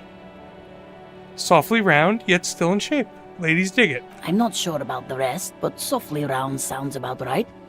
He's not in great shape. What else? He was wearing a dark brown leather jacket with a bright blue inner lining. The lining is hand-sewn. I made it myself. It's his cool jacket. God knows it's too cold to run around in this, but he refuses to change. Who cares about the cold when you have your cool jacket to wear? You can completely sympathize. Alright, we got another I quest even time. tried throwing it away once, but he just dug it out of the bin. Can you believe it? Well, if the jacket is really that cool, then I can totally understand. Well, what can you do? I hope that at least that extra lining helps him keep warm at night. I wouldn't like him to catch cold. She's thinking about him out in the cold, in some park, or when did you on the last see him? coast. Yesterday morning, he went to the library. He went to retrieve my book, and he promised he'd walk straight back home. Because we talked about this. We talked about not wandering off again. Oh, no. I don't know what to do. How did I we honestly happen don't into this know what to do conversation? with his addiction. Just makes me feel weak. Wow, we just stumbled into this. Oh, the camera is totally off my face. Great, it found my arm, though. Well, hello, says my arm. There we go. You found my head. Good job, camera. How did we stumble into this by just insinuating that her husband was missing? For around 36 hours then. This is a missing persons case. This is a missing persons case. She turns away from you in an attempt to recover. Okay. So you are going to look for him? Yes. She genuinely wants you to now. Don't make her ask. Yes, I will bring him back home. Thank you. Please do. Even though I'm sure he will return home by himself. I'm still sure of that. She tries to maintain a brave front, even though her eyes... I think I ran into this the first time. I'm sure he will too. When he does, would you let Precinct 57, Kim Kitsuragi, know? I will. Of course, officer. As I said, it's probably nothing. Yeah, I don't remember running into that at all. I certainly would not have insisted. Ooh. Ooh, what is this? A yellow plastic bag, so... You hear the distant squall of seabirds. What is this thing? A splatter of bullet holes lines the wall. Great. Yellow plastic bag. Yep, you can pick up trash in the yellow plastic bag so that you can make money from the trash. Like bottles and the like. Ooh, 2 whole real in the trash? Awesome. And there's a bottle. Some bottle recycling. The ad reads, broken window, Tibbs has windows. This coin-operated viewer is facing southwest. Its coin slot is full of fossilized bubblegum, rendering the machine permanently inaccessible. Poor little viewer. The metal feels cold and wet under your palm. It looks unhygienic. Vandalism. Probably some kids. A simple but clever solution to ruining a coin-operated viewer. It took ingenuity. Look inside. A thick layer of graffito covers the lenses. You spell out the word Onuk written on the other Kuno. side, with N and C scribbled backwards. That's Kuno on the lens. Shift your focus to the background. Under the graffito, a sea of blues and greys appear. Behind the water lies a coast studded with concrete and reeds. On it, a church on stilts, lanky weather-worn wooden planks, an X-shaped cross topping its tower. You know this to be the Star of Pericarnassus, or the Cairo, the central symbol of the Pericarnassian Church, a star, a great moral height to be strived towards. The church looks old and weather-worn. There are no lights in the windows. Around the large wooden building you see chunks of sea ice gathered on the beach, and a small... Alright. Let's just pick up all the crap. Look at all the signs. To Capeside Apartments, Martinet Pier. Ah, so we have a job to do for Everard. Oh, what the heck? Whoa. What have we here? A bridge? A bridge with loose nails and rot-infested wood that creaks in the wind. A construction code violation if there ever was one. Whatever. Let death come. I'm a Riverstolian badass. Kim, it looks like we've got a construction code violation. True. They never cleaned up the war damage. The rest of Revachol looks better, though.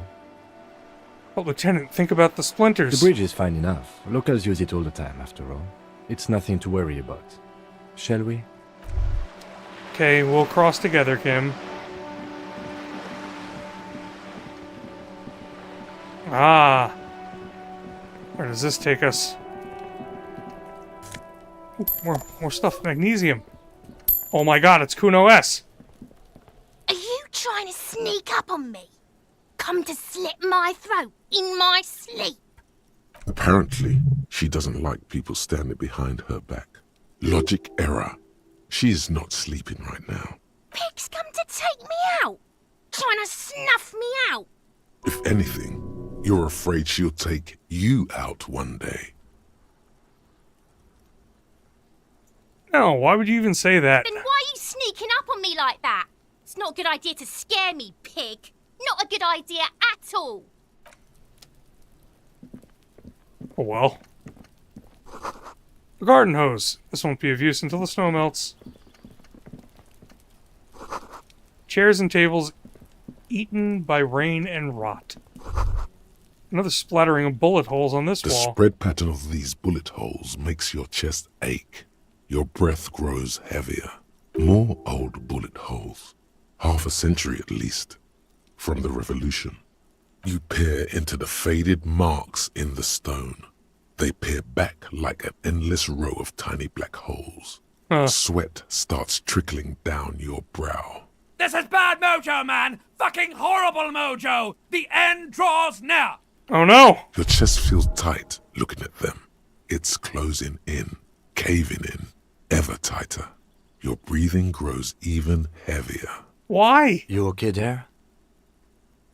Lieutenant's voice cuts like a blade, bringing you out of your stupor. Man, I started feeling really bad Might for be a the second. after effects of your past escapades. What are you looking at?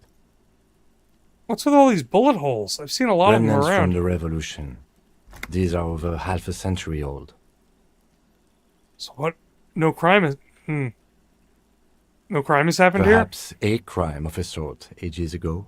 But no, these do not warrant an investigation. here? What can you tell me about the revolution? Not much. I don't have a fresh perspective on it. Should we go? Okay. Alright, Kim, I'm just gonna pick up all this random crap. Just bear with me as I steal everything. It isn't nailed down. Adventure game style. This must be it. The basement door this is the door we had to unlock. The copper nails holding the upholstery in place have turned green from sea air, and there's a knocker shaped like a lion's head. The royal lion, Guillaume's kitten. This knocker will last a lifetime and then some. The leather upholstery is worn and rough against your Put your jaw. head against the door. You don't hear any movement. In fact, it's oddly silent in the yard around you. Let's unlock it. You try to be as silent as you can. It takes a bit of rattling of the handle to loosen the bolt. Finally, the door unlocks with a small clack. Thoughts race through your head. Well, buddy, you opened it. No need to go inside. It would be good job. Let's go now. I'm sure there's nothing interesting in there. No, we're going in. Only curiosity could account for stepping over that threshold. Maybe there's treasure in there. A white alligator. A fountain of quicksilver. There might be important information in the apartment. I mean, there might. As you hold the open door, you can feel the air moving. A little draft. A whistle. Alright, we're going in here, and then that should probably be it for today. What is in here?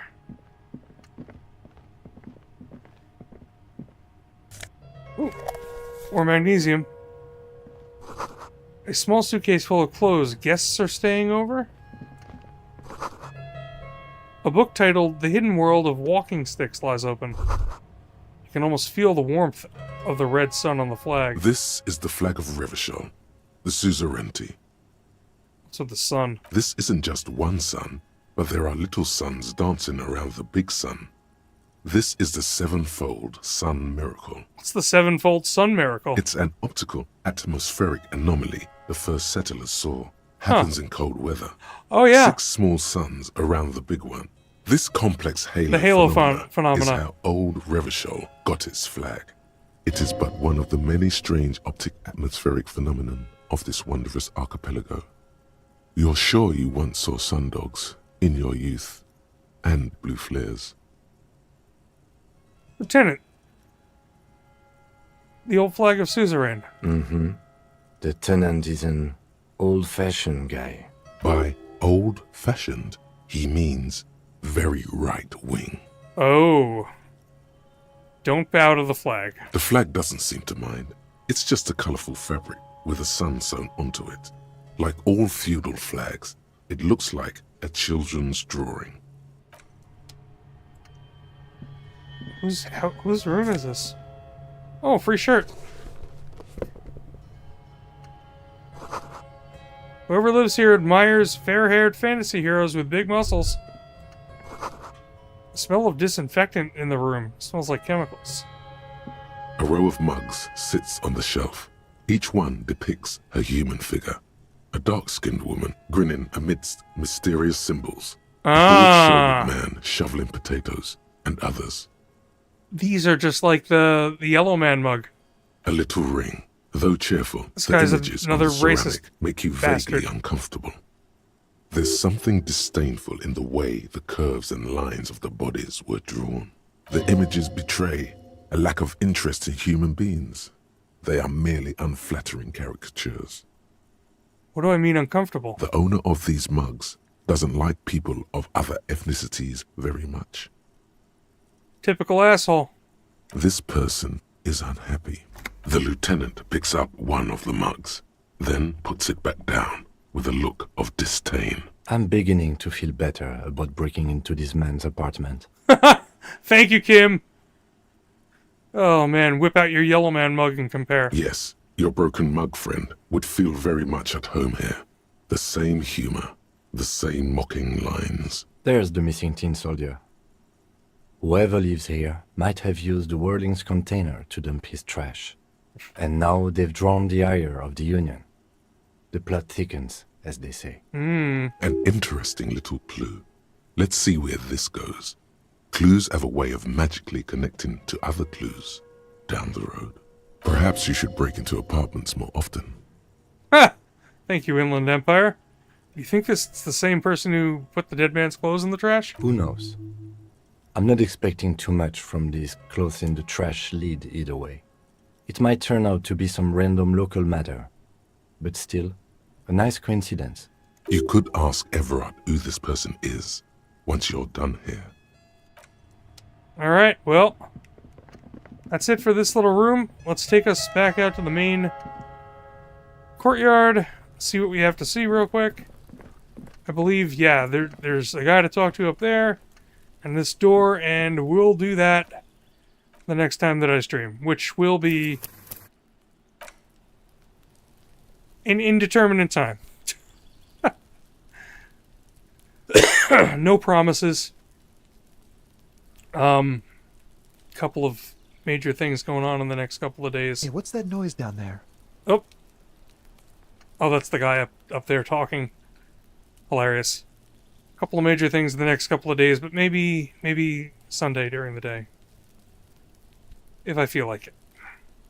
I'll be off for the next couple of days, so I'll have time. It's just not.